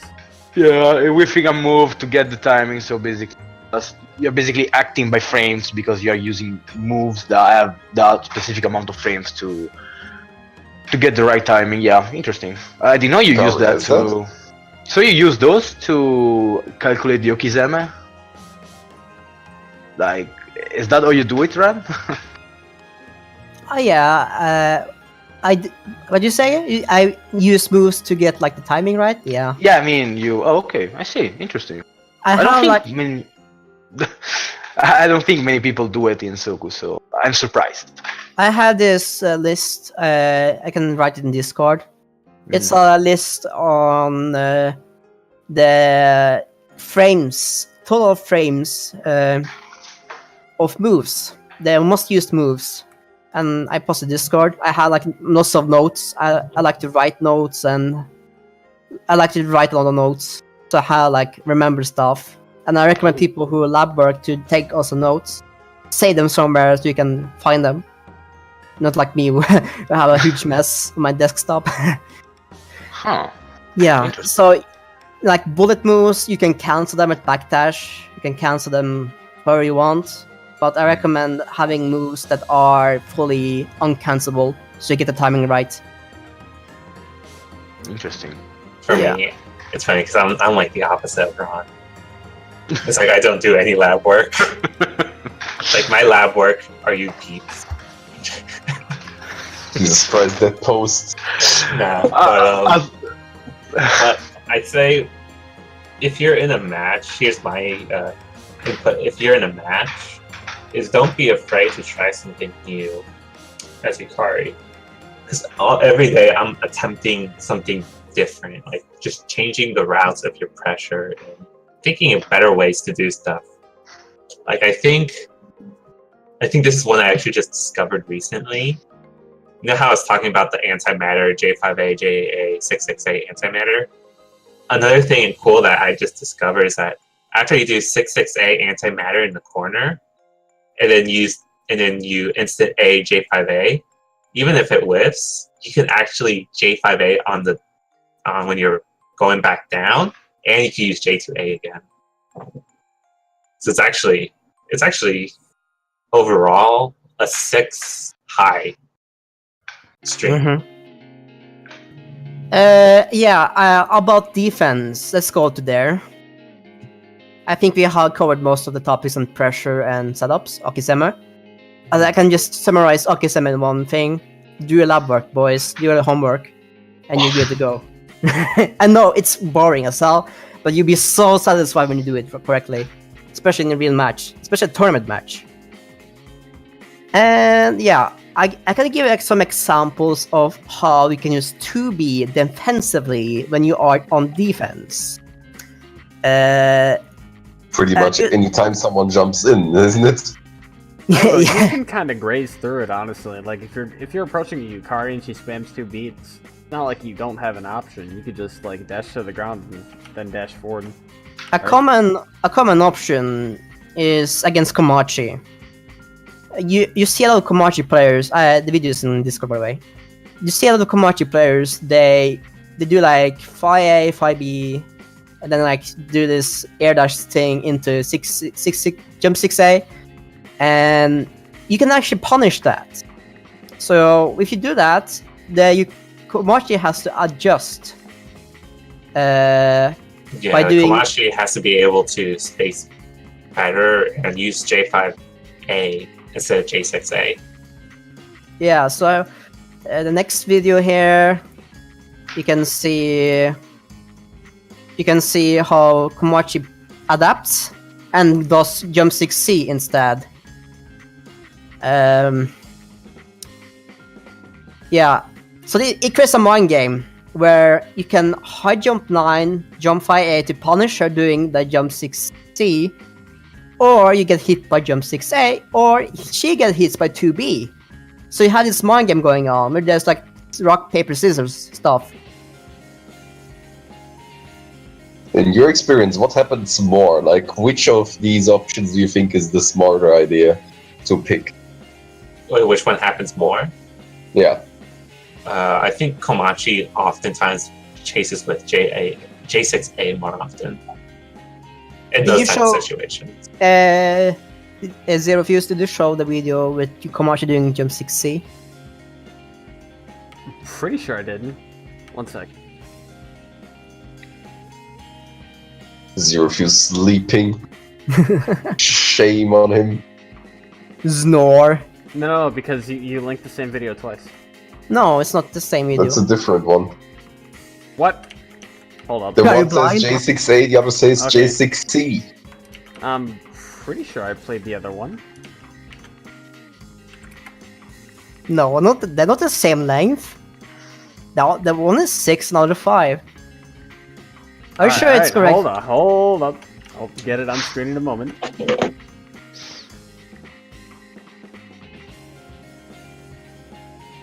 Got to show those Yukari students how to play the game. Well, he said, finally we have it on. Yeah, so you can see Komachi punishing by adapting and using 6C instead. When next she expects Yukari to 2B. But Yukari can punish that, so it becomes like a rock, paper, scissors thing. She can punish it probably by just doing high jump 9 J5A instead, right? Yeah. Or using the pinwheel, I guess, although that in that case it might be a little bit too high to actually hit. No, you can actually pinwheel there. Well, at that height, that would work. Yeah, right. But yeah, continue with the defense. Is there more to say about it? Yeah, so you have your trusted 6 through C. So for example, you're dealing with the Oku that's spamming jump 6A. How do you deal with that? So what I like to do is board escape the jump 6A, then do a 6 to B. Get a knockdown and you can like resist the pressure, and it's your advantage now. The other ways, like against Yuyoko, you will meet many Yuyokos today. Like there's tons of Yuyokos today. So if you play against a Yuyoko, you want to like 6B, 6 border escape forward, I mean, and then do a 6-B afterwards. Usually do this after a 6A or a Wisp. Is that what it's called? 6C, I think? Yeah. Just border escape forward and then the 6-B, and that catches Yuko's off guard. And you can use 2B, as I said before, you can use the 2B defensively when they're jumping in the air. But you have to be careful because sometimes the opponent might be too close and you get hit as a result. And it's a counter hit. You don't want to get counter hit. Yeah. And you have the option to jump 5C in the air. I have been giving a tips from someone to use this bullet more when I'm dealing with Yumus. So you'd say you board escape upwards and a Yumus doing her stuff. Just doing her bullets afterwards, her air melee. You can do a jump 5C to like tag her out. Because of the speed, obviously. You can also just jump 5A, that works too, but jump 5C is better usually. And mirror matches is a fucking pain in the ass because I see Arok person like can spam 63C each yeah, player. like both of us like aware that we can spam jump 5C, jump to C, 2B, and we get like answers. Oh, should I bait him? Should I throw it out? What the options are? So we get like brain dead sometimes, and that works out. Yeah, well, it sounds like me and Wolfman's mirrors. So defense, like the worst matchup for Yukari. What kind of worst match? Yes, Yumo. Yes. Yes, because she gets a freaking jump 5A cancel. Like she can jump 5A for days, man. Like I think the worst part of that matchup is her being able to chase you down, even if you do escape. Because Yukari's so slow in general too. It's that ability of chase down too. It's actually really, really hard for Yukari players. Again, that matchup is a very huge momentum-based matchup. But at the same time, whoever knocks someone down is gonna have the advantage first. Yeah, but at the same time, you have the trusted 2B. You know, you can just spam the neutral and hope she gets in and gets hit by it. Yep. If you see like a really good matchup between Yukari and Yomu, the thing you'll just see is 2B, and then you see the Yomu just jump back and forth. That's literally how the matchup goes. Alright, We should have shown that what Soku said, finals you versus Popo. Yeah, if you saw that, see that. You would have saw us just do 2B and then he would just jump out, and I do 2B again, he'd jump out. That's really how the matchup is. That's like mind games, son. Full mind games.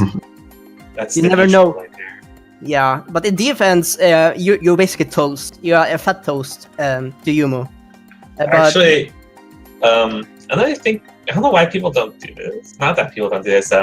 Especially when Yomu uses clones. Guarantee escape is if they use 6-6A. You can DE the second hit of 6-6A on Yomu. You can it's what? actually escape. It's not a free escape, but you can get out of the clones in the corner. Technically speaking, 6 is a 6A, and if done correctly, it's kind of plus. Let me check. I actually have it on my guide. I can actually tell you what kind of frame advantage I get from doing 6 is a 6A on clones. So technically speaking, it's not exactly a good spot to border escape, but yeah, you probably want to actually border escape from I think that spot. You really just don't want to be in the corner. Let me see. No, actually, it's let me see. Oh, there we go. It's 5 on right block and plus 11 on wrong block. 6A, 6A. That's a lot. But okay. Any other terrible matchups, Arok? Let's see. The Yeah, I know, you're kind of like mixing the defense and matchups together, so given the time, we might just skip a bit of matchups unless you have some specific one you want to mention, but afterwards we'll hop right into skills and spells. Let's see, defensively. We're going fast today. Don't be afraid to use teleport if you're in the corner, top corner. Oh You yes, can- yes. You can just teleport out. Either teleport's actually fine. That's You can get high enough, and yeah, you that's know the why- opponent can't get you just teleport out. dude. That's why Yukari is so good at runaway tactics. She can run away for days, man. Isn't that the tactic to use in Typhoon? Like, if you're low on HP, you should just be able to 4-2-1 out of a lot of situations. That's true. That's actually one of the best ones. One thing that most people don't know about is that they, like, I see Blazer again, like, doing his racing stuff in their practice mode, but he forgets one thing, that the Yukari dummy isn't walking. There's one thing that makes Yukari special, is that when she walks, her hurt box gets shrinked. So here's a picture I can show you guys. Uh-oh. You can see that when she walks, she has actually as high as Marisa and Tenchi, which are one of the lowest characters in the game. And that's what something that people don't know about, that Yukari can actually manipulate her hitboxes by just walking or blocking. And you can It's pretty slim, yeah. you can also see here. You can see the pixels. You see, Yukari has like it's a bit small text, but Yukari has like 139 pixels height, but when she blocks, it's 114, which is like lower than. It's almost as low as Remilia's, which is very interesting. But yeah, that's one of the quirks about Yukari's defense, is that her defense gets changed when she is either walking or defending. I mean blocking. Looking at that picture, I'm just looking at Suika's block. She Yeah, has two blocks. She has two hitboxes. What the fuck? What? Look at Suika at the far right. Yeah. Just so it's not. One I don't minute know. she's drinking, the other minute her drink is ruined. Don't you dare attack Suika. And also against Yukari herself. Okay. My tip for you is wait for the Yukari to do her jump to A and then block low. Most Yukaris will 3A after jump to A. A jump to A is her spin move that goes downwards, you know. So if you block low, you can escape afterwards. Another But thing people don't notice is people like to get caught up in air pressure. J5A, J8A. If a Yukari anytime uses J6A, you can always be forward, and it's a free punish if they try to cancel it into a 5C bullet. Actually, When should Yeah. you poke Yukari? Hmm? When should you poke Yukari? When should you mash? no. When you're under pressure, like say in the air, let's say Yukari tries to pressure you and uses J6A to get some sort of catch, and then you block it, you can actually BE forward as the opponent and get a free punish if they try to cancel it into J5C. Mm-hmm. It's actually a free punish because it's like you just have bad frame data. The only way as a Yukari player to escape it is actually to teleport immediately after J6A. Yeah, that's for Ooh. air pressure. That's if you've seen the matches I played against Popo. Every time I use J6A, I always immediately use teleport because he knows that he can punish me every time after I use J6A. You can use a tactic that I used against Chicken-chan a lot, which is delay jump 5C after jump 6A. That's very That sounds that's very cheese. cheeky. Very cheesy. Yes, and it hits a lot of people. Nerf that J5C, please. I'm the sort of guy, because I don't use J66, I eat those bullets a lot. And so another thing I'm gonna watch for Yukari is don't ever fucking high jump in her pressure, okay? You will get counter hit and you will get combo You'll to get death. hurt. The only thing, if you... I don't know if people are smart enough for this, but... maybe I always think like somebody's actually intentionally getting counter-hitted with JAA, because I know JAA you can't do anything. Whenever Yukari gets a counter-hit JAA, you can't do anything afterwards. You just kind of have to wait for them to come back down. I don't know if players actually intentionally do this, but, you know, if you get counter-hit by JAA, you know, savor the moment, because that Yukari can't do anything. That's one way to look at it. Well, hold on. I know JAA counter hits really, really high, but I feel like there's one skill that she has that might be able to like combo into it, and that's D214. Can that land? Do you know if that can land? Yeah, D214. D214C, specifically when she has like 10 bullets or something. No. Because I think they're really, really high. Maybe. I actually never tested that. Maybe. And when you're dealing with Yukari and she's in air and she hits you jump 5A, don't board escape, okay? It's very unsafe because Yukari can jump to A afterwards, and if you do that, she gets a combo, or you're stuck in pressure basically for another 5 minutes, I guess. No, not 5 minutes, but like you're like stuck there, and when her jump to A is always plus on block. Always. Except when she's very high up in the air. But that's when Yukaris are doing miss inputs with her jump to A. Maybe too slow, maybe too high up in the air. That happens with every one of us, Yukari mains, you know.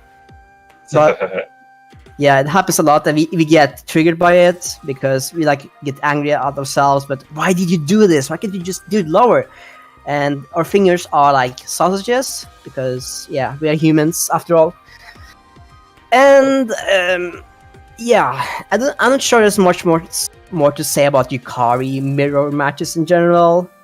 I think that her defense is actually very good in general. Like against all other characters, you can like 6B into a wheel, which is something that most characters could dream about, like getting those free 6B punishes. So Yukari has an advantage in the defense department, but she's also weak because of her hurt boxes. That's sad, but that's something you have to live with. And what else? No one character can be too strong. No, you want to have some fairness. So, Ren, let's talk about some skills. Do you like to level up default 623? Yes. I usually, personally, have 3 level up cards for my spin to win card. Because, I don't know, I personally just enjoy having the level 3, especially since you get better frame data on block. And certain characters, it becomes unpunishable for once they block 623C. Yeah, if you have the spacing correct, the 6-C never gets above 12 minus. The right spacing for it is something you have to lab work, but there is some... I have posted some data on the Yukari Discord about the 6-C advantages on certain distances, which you can use by doing specific block strings, which puts you at this distance, the ideal distance. The ideal distance makes you basically unpunishable. And if you level up, you become even more unpunishable to the point where you can't be punished at all.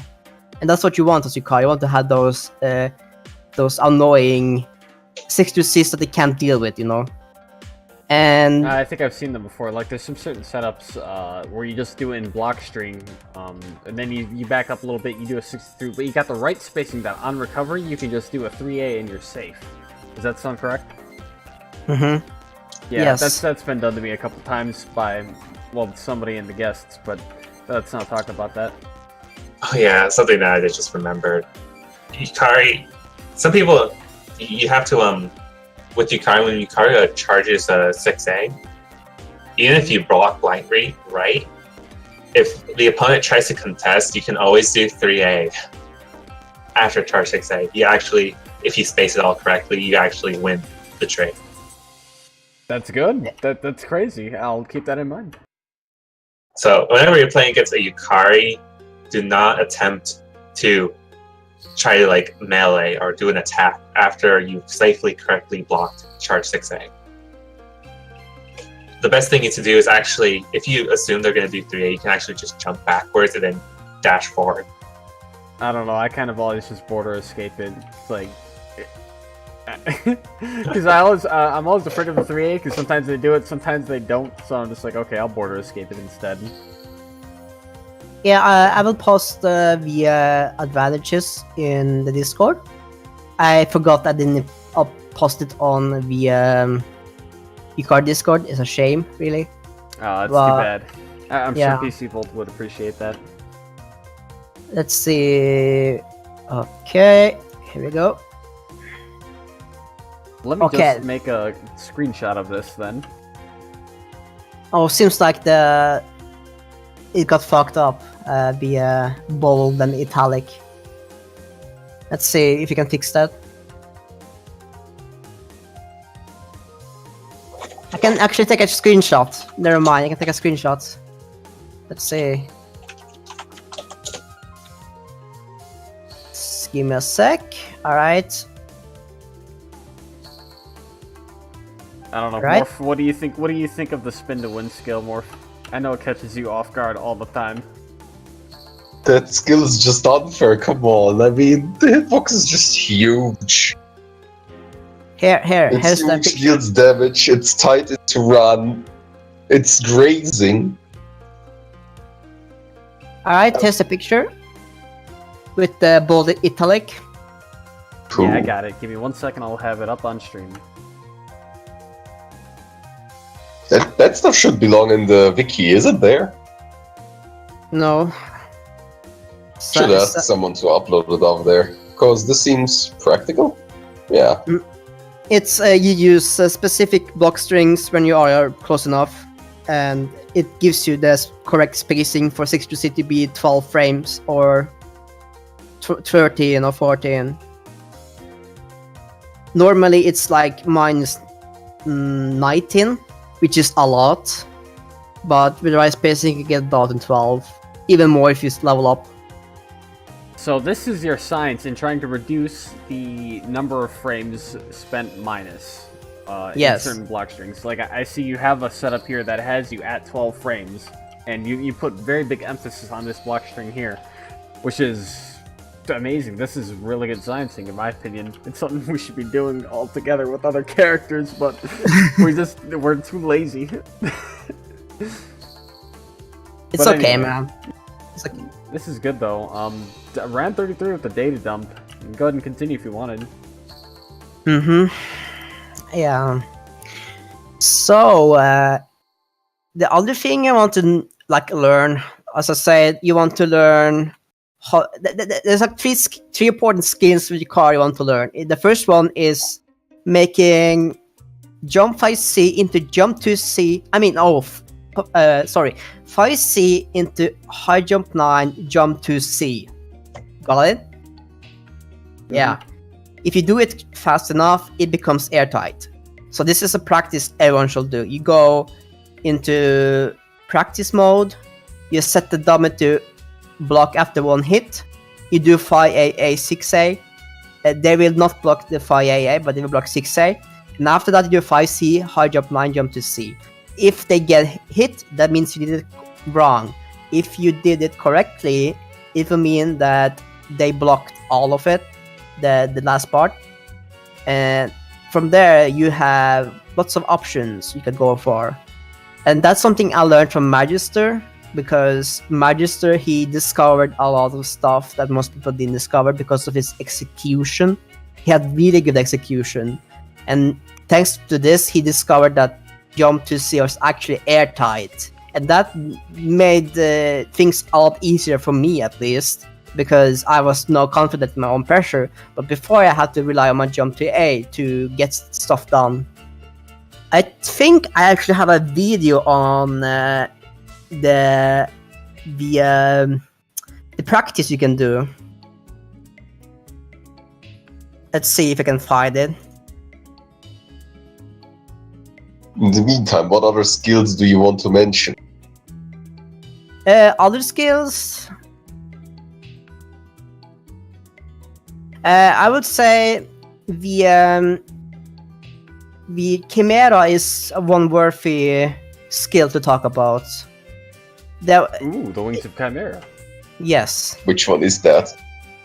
It's the one she creates a teleport wherever, and the teleport stays there, and she can get into it at any point in time. Yes. That teleport is it's hard to use correctly, but if you have enough practice, if you have enough experience, you can actually make this a viable skill in neutral. You can also use it as Akiseme tool. I actually made a few videos back in 2016 where I explored how to use it against certain characters like Sakia, who doesn't have a very far roll on the ground. Yeah, but that skill is very difficult to use. I would recommend people to get used to her default skills first before going to adventures with other skills. And like the only really good skill I would say that is viable for Yukari right now is antimatter and default skills and her gravestones, not the tombstone, but the gravestones. If you guys can tell the difference between those two. Yeah. And Tombstone and Gravestone. Yep. yeah, and I can I upload this video? That's up to you. Are you uploading videos while we have the podcast? Yes. Oh wow. This is a practice I talk about. I'm just thinking about skills, just for some trolling skills. I actually like to use Flesh Dismantler. that's such a meme. That's like worse than Remilia's 2-2, you know? You call It's it a actually, meme? on level 4, it's actually really, really, really fast. I get caught by it every time. Like, it feels like it's the same as the default 6-2-3, but with a different niche. Like, you use it as anti-air if someone tries to jump in on you and catch him from behind, something like that. At least that's the kind of crap that happens to me all the time. I'm talking about the sea versions where you just pop up immediately to the other end of the side. Yeah, actually, it's actually super fast. It's like level 4, it's like instant. Zerofuse, do you want to show that video on stream? It's up now. Let's watch it. That's the practice I talk about. So you put the dummy into after one hit, and you do this practice where you get the bullets airtight. That's how I at least learned how to make it airtight. Yeah, that's one skill you want to learn. It's not a skill like in special, but skill like in character-wise, you know. And other skill is instant jump to A. You want to master the jump to A like really well. You want to get all that frame advantage. If you do it correctly. The only time I ever really do jump 2A is when I do like a 5AA. Then I do a 5B into instant air J2A. It seems okay. That's about all I know though. I think something some people should learn how to do is also use the J5B and cancel in pressure. Because you can always do J5A, J5B, land cancel into 2A or anything you want afterwards. Oh, I forgot. One important thing with Yukari you want to learn is you want to land cancel. Yeah. And yeah, that's actually, I think that's the biggest skill any Yukari should know how to do is land cancel. Your JAA, your J5Bs, just learn, especially your JAA. Learn how to land cancel JAA. Wait, how do you cancel the JA? It's just lane canceling. Think of it like safe jumping J5As. You do it with Suika, don't you? Yeah, you safe jump J5A, except with instead of J5, you use JAA. Well, J5A, yes, J. Maybe I just remembered wrong. Well, anyway, continue. But yeah, that should be your one of the primary things you should be learning. Time canceling. Like, one thing you want to like master is doing like jump 6-6, like which is air dash into jump 5A, jump 8A, jump 5A into jump 8A. Okay, you want to like master this from any flight, like down 2D, 3D, 1D, like do it constantly, like repeat, like until you get the timing down, because new Yukari players don't know that air dash and flight is not the same. Okay. Yeah, I think we did cover our basics on Soku in like a previous podcast, but yeah, I see what you're saying. I think it's important to mention here. Yeah, and that you can also always, instead of doing your air bullet next, you can just land and get more pressure. Like you like do a high jump cancel, but instead of doing a bullet or a melee, just land. You know, that's what Arok does a lot. He likes to do those resets. I call them resets. And Yukari has surprising lots of resets. It's too many. For even what I'm thinking, there's too many. I can't even keep up track of like the opportunities you can do. Like you can do like the silliest stuff I discovered was 5A, 5A, 5B, 5A, 5B, 5A, 5B, 5A, 5B. Like that shit is so long, but it works because the people are scared of jump to A. And you can reset from anything really, because you have the wheel, you have the jump to A. You can reset from 5C even. You can do like, I don't have to like high jump cancel. I can just stay on the ground like after 5C and do a far 5A and hit people with that. You know, it's like Yukari is the queen of resets. She can reset from of anything, but the main difference between her and stuff like Raisin is that Raisin has everything she does is safe, you know, but Yukari has to make reads of sometimes. Yeah, it's a lot. I think it's a lot of reads actually, and your pony. If you're the opponent, you have to be able to, you know, be on track of what she's doing too, and make those reads also. But it feels so good when you get the read right, you know? Like, Raisin and Tenchi, she can autopilot and doesn't have to do any reads at all.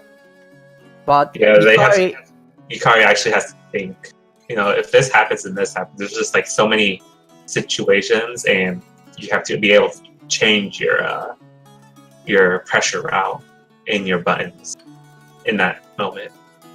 Yeah, that's why Yukari isn't for everyone. If you want an easier character, I recommend either Tenchi or Raisin, pressure-wise. Oh, Yeah. okay. Put Yukari on like a difficulty level from 1 to 10, 10 being very difficult. I would say 5. 5. 5. Then who would be the 10 in Soku terms, and who would be the 1? Oh, Alice, 10. Oh, Because like you just, I don't know. For me, it's just like there's risk, and then there's fucking nothing. It's risk and nothing. Gotta love to live on the edge, man. I think It's like, not even risk and reward. It's just risk and nothing. I think the character is the best person in the game right now is Raisin. I would actually argue it's Remelia. Remelia and Raisin are those two that can do a lot of pressure. But Raisin, she has good bullet pressure. Remelia, she has to like... she still has to like guess when they're gonna board escape. But Raisin, she can just autopilot... True, but with Remy, I'm just thinking of like, just walk up 4A, walk up 4A, walk up 4A, walk up 4A, walk up 4A. Yes, that's so silly, man. Okay, anyway, so Genki is kind of like nudging us to move over to the spells in the background. And as we know, I mean, I think we don't have to talk really about the train, the 4-cost reversal, or Ran, as those are obvious uses everybody has seen so far. But something that would interest me is the 3-cost spin border thingy. I don't know what it was called. It looks like card, the weaker version of the 4 card. Exactly. Like, why do I never see any Yukari ever use it? Like, what's its use, or why is it not that viable? It's a how would you say it? It's the only card that can. I mean, that and the 4 cards, the only card that you use to convert the opponent in the air with 5A. You mean a 3-card quadruple Barrier. Yeah, barrier. There. That one is actually, I used it a lot before, and you can confirm it off 2A and 4A, which is something you can't do with any other spell card. It's just big damage. It's like Yomu's 2 spell card, the one that dashes. Yes. It's purely for damage, and But it's your only resource of comboing off of 5A when the opponent's in the air. It sounds like you could deal similar amounts of damage by just getting a limiting combo instead of using that spell. Is that right, or is the spell still that strong? It actually does a lot of damage. It does Most of 3K. Yukari's damage varies from like 1.5k to 2.5k. It's always guaranteed like 2.5k. So it's actually really nice. The spell card you see on the stream is that quadruple barrier. It's the this card. You can use it in mid screen, like after 6 to 3C. If you use it in mid screen, you can actually be safe afterwards because it pushes them away. So it has the same confirm as the 4 card, but just less damage? yes, but it's safer as well. Cool, okay. I always thought that the 4 card was like better, because it's also like a reversal. Like, I never see this card used, I always see the 4 card. The 4 card. It's so funny. Another thing, if the 4 card crushes on the last tick, you get punished. Like Yukari gets punished if she guard crushes the person on the last tick of 4 card. The 4 card is used for 3 reasons. 1, damage. 2, damage, but mainly for converting of the wheel. And number 2 is for guard crushes. You can guard crush them at low spirit, but you have to be careful. If you guard crush them at certain spirit, like the last hit guard crushes, then you get punished for that, like Aruk said. And number 3, you want to use it for reversals, obviously. And number 4, for Hangeki countering. So you can see it's used for 4 different situations: damage, pressure, Hangeki, anti-Hangeki, and defense. So that's why it's better than 3 card, even though 3 card is more safe generally mid screen and stuff, and has more potential to combo off things. The other spell card we haven't talked about much is Chen. Chen. Yes. Chen! Yes, Chen. talk about Chen. That one always felt super useless to me, even when the enemies use it. It just looks so unthreatening. I love Chen, it's so fun. She flies around the screen and she's a It's bullet. fun. It's as threatening as an actual house cat. I haven't So, yeah, found I'll anything use with it. Chen. I tried using it, but I just prefer using the one spell card, the other version, the Spark. Yeah, Blue Spark. Okay, so the spell cards that are in the meta right now is Blue Spark, 1 card, Ran, 3 card, Objective Border, 3 card, Charming Quadruple Barrier, 4 card, and Train. Those are the 5 cards you see most of them being in use. You see some people do like Nest of Fireflies, but that thing is too random for me, so I don't play it, and Arak probably doesn't do the same. Nah, it's too... I feel like it's a little bit too unreliable. Yeah. And the spell cards that are not used at all is Aerial Bait laced with Venom. This is a 2 card. This is the only 2 card Yukari has. It actually has some potential, especially on Diamond Dust. It actually has potential. Yes, 'Cause and it has. You can like TK and then use that card, and then J5A, JAA, and they just lose so much HP. You can use this card for anti-matter setups, pretty much. And that should be almost all the spell cards. We have one left, which is the Magic Eye, the Magic of Eye of Laplace. This card is a 4 card, and this card is bad because if you get hit, you lose all of the damage. You just waste a 4 card. It's a meme card. But it looks scary because if you get hit, it's like 4K, I guess.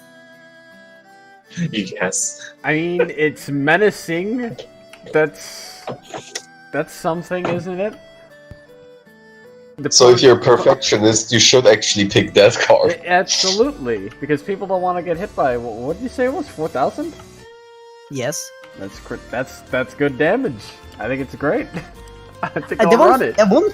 one thing that it's good is that you can actually confirm it off 2A. It's like you can do a quadruple barrier 3 card, which is very nice. But you have to like, you can do it like balls and stuff like instant jump for A into jump to A, and they get hit by jump to A, and then the 4 card combos, stuff like that. It gives you more combo opportunities. But you also have to watch your own stuff, because if you don't do that, you will lose all the damage. You will lose 4 cards. Not good. I have one more video to show you guys before we end this, I think. Yeah. This is a video with me doing stuff with Chen. Let's see if I can find it. Yeah, Chen is like freestyle kind of spell card. You can do a lot of crazy stuff with Chen. And if you get the hit, you're just like, how'd you guys get hit by Chen? It's just there to call out the opponent as scrub. I mean, I'm a freestyler, so maybe that's why I like Chen so much. I mean, some of you might have already known that I don't really lab my patchouli tech. I discover it mid-game. So there's that.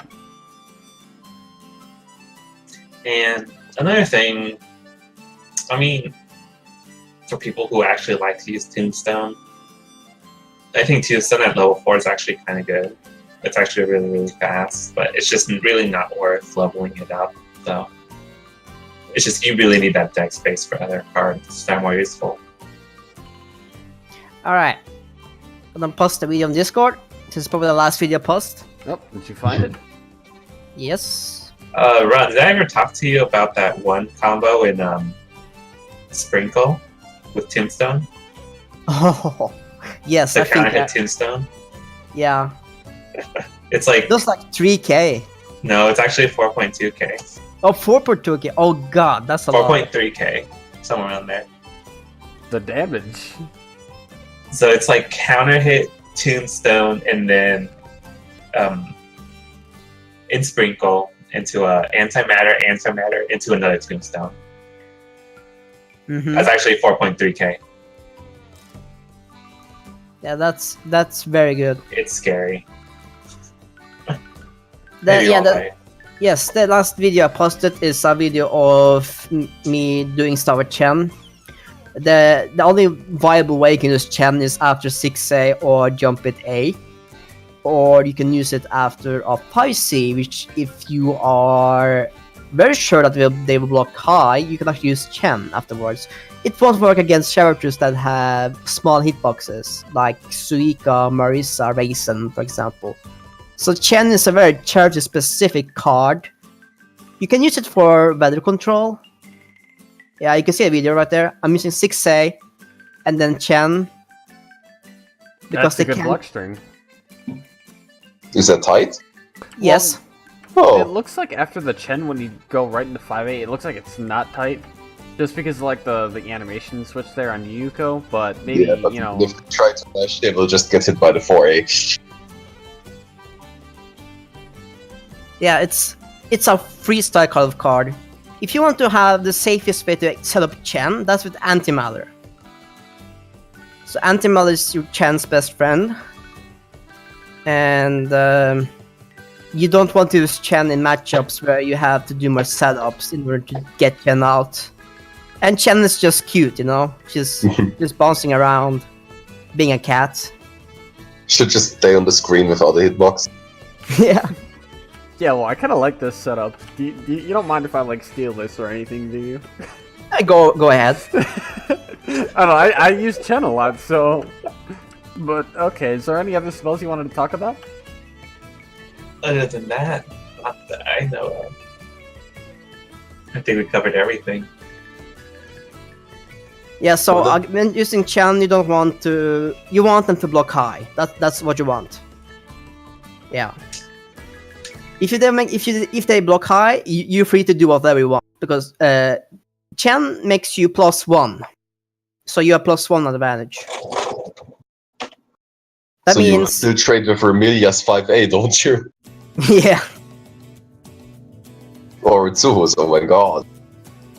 your fire is 8 frames, so 1+ means it's 7 frames now. So you trade with Vermilia, yeah. It's best, so but you won't use it against Vermilia that much because she's already a small hitbox. Because if you use it against her, challenges whiff. You don't want that. You can also but you can use it instead for Anti-Matter. If you set up Anti-Matter, you can set up Chen afterwards, and they cannot do anything about it. So Chen is just a very fun card to play, but if you want to be serious, I suggest you not play Chen. But if you want to like style on people and get swag points, then go for Chen. No, Yeah. It's made. So in that case, so you said pretty much everything you wanted about skills and spells, right? Yeah. Yeah. Alright, in that case, we ask as usual the audience, like the viewers, if they have any specific questions for you too. Wait. I got a question damn about it. two spells. No. I didn't notice I had the microphone down. That two cards I actually wanted to know about. The Lace with Venom, which is a 2-cost card. You know, the thing that goes all over the place with the Hames. It's like the spell card version of Bewitching Bait, but yeah. Pretty much. And let me see. The Magic Eye of Laplace. Yeah, sure. The multiple eyes that appear on screen, and then you hit someone and they shoot all over the place. I kind of wanted to know about those two. I don't see those used in. So They already talked about the eye spell, though. did they? I think- Damn it, Genki, you God, fucked that- those up God here. damn it, Genki. We even talked about the. I card, swear. I Yeah, really? actually Yeah, have too. The only opportunity you can use the 2 card is. I was me sleeping. and Diamond does. God damn it. I have one more video actually. It's a YouTube video. A train combo. The train Come setups. You know what? train? While we're at it, why don't we just close it out with the train? Talk about the train, the biggest meme Yukari has. Why are we not talking about the best spell ever? Because I hate DPs.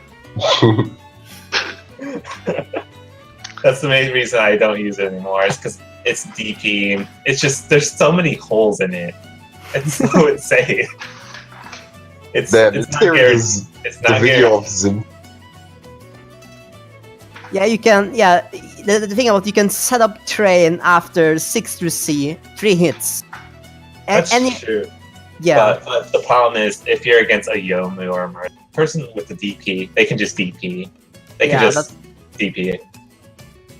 Whoa, what's going on here? It looks like you only hit 1 hit off of the train? yes. You could bash the 2A and got hit by it. You comboed off of the 1 hit off of the train? That's Oh, that's that incredible. reminds me of Okay, that reminds that's me of sick. one moment. Someone actually plan. 2A out of my train. The train didn't hit them because the train has small gaps between. So PC Volt just asked you. So he's kind of curious what Irok and Rand's thoughts on A236 sticks and A214 eyes are. Well, you may as well talk about them. They are. Let's see what they are. I tried playing it seriously at one point. I couldn't get used to it because I'm such a huge waste. I'm wasteful in my meter, and the fact that I already abused so much of my meter that I don't have any. That whenever I have I never use it because I just didn't have the meter, or not the meter, but the spirit to do it anymore. The eye is. It's so much commitment to the eye, I feel. Yeah, it's very commitful, and there's just so much spirit being brought onto it.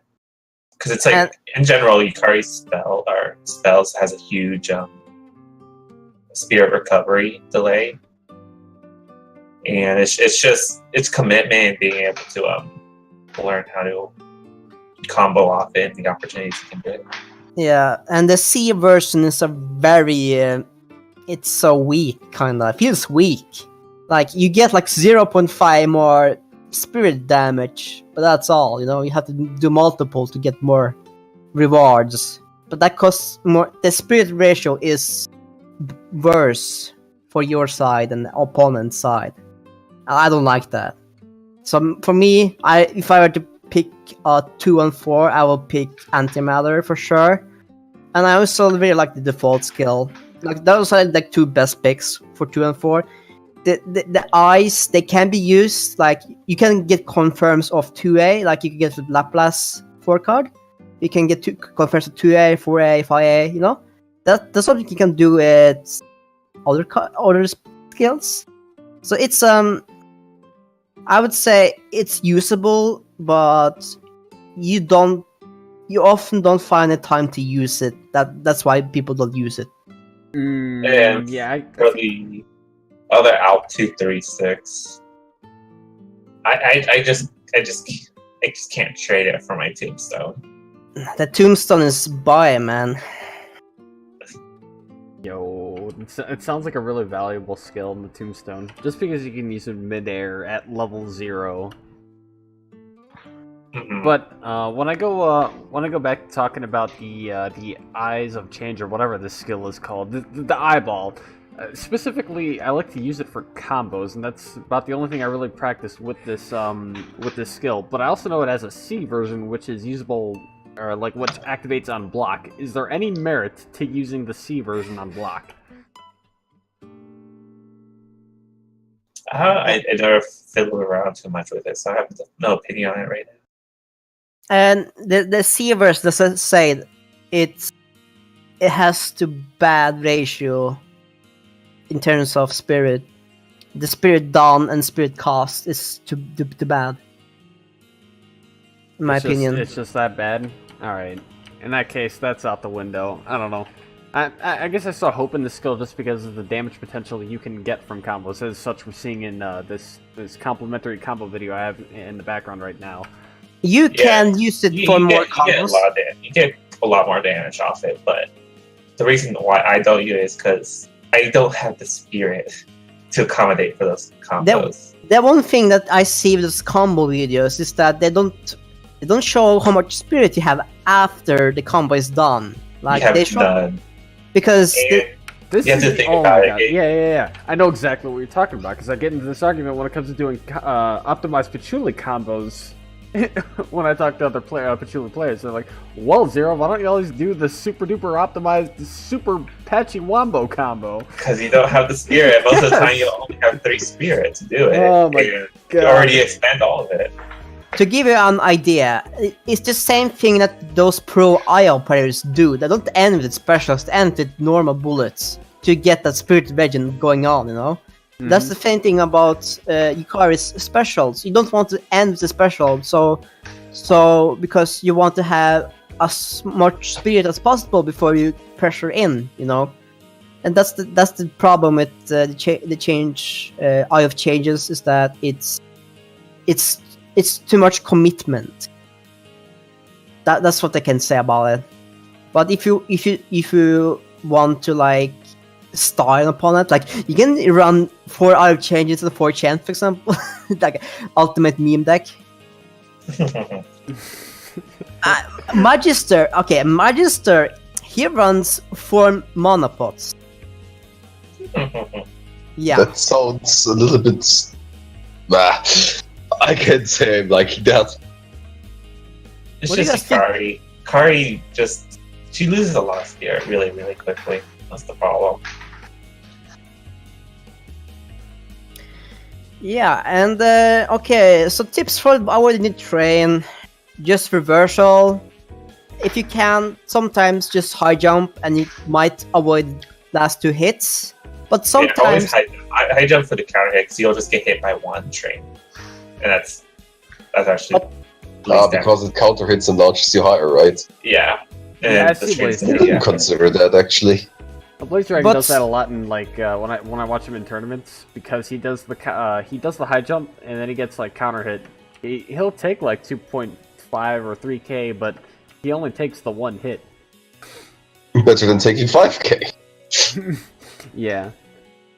sometimes though, you high jump, but you still get 3. You get hit by all the hits, and That's you true. and you take like 5.7k to your face. Oh god. That's so much damage. Like Yukari can do like, she does like the 2.9k BNB, then it gets a train, the opponent high jumps, and he suddenly gets hit by all the hits, and now he's down to like 2000 health. That reminds me, when me and Genki had the mirrors there, like game, I landed a free hit train. I think Genki in that case could have just used the side swap Yukari has. Like I know the character. I mean, Completely forgot about that one. yeah. Okay, so since we talked about skills and spells already, I think we're ready to wrap this up. As usual, the guests can still, the viewers can still ask some questions. Meanwhile, let me ask you, Ren and IROC, did you enjoy being here? Was it a chill talk? Were you nervous? I don't know. Would you join in again for other episodes? Yeah, I had a lot of fun. I was very sleepy in the beginning. Not sure. I was like, my spine was a bit hurting, and then I suddenly became sleepy. I'm not sure why. Maybe because I play Yukari. Yukari nap. Yes. Well, And Genki slept the entire podcast, as you see, so it's nothing special. channel your inner Yukari. Okay, I'm back. And you, Iraq, would you ever come on the podcast ever again? Or is this a Alright. one-time deal So, yeah. and we're basically never seeing you again? Iraq is spiriting away. I think if there be like, I'm sure like more Yukari questions in the future. I mean, where's this direction of the channel going? What happens when all the charity discussions are done? I'm What was glad the you plan? asked. I'm glad you asked, because I have no idea. We're thinking. We're thinking. We got about six or so characters left to cover, and once we're done with them, well, that's the end of the podcast anime, boys. Time to wrap it up. Truth be told, we already have a lot of topics that we never could touch or have been left behind. So once we are done with the characters, we can actually move on to other topics. Into more normal, or what should we call it, more common topics like what's your mindset, for example, important mindset, Yeah. learning techniques, something like that. that kind of Yeah, stuff. like much more Well, controversial still game topics. related, but not that in detail about the character. Mm. Like So the- what you're the- telling me? You guys are just trying to squeeze what little is left out of Soku?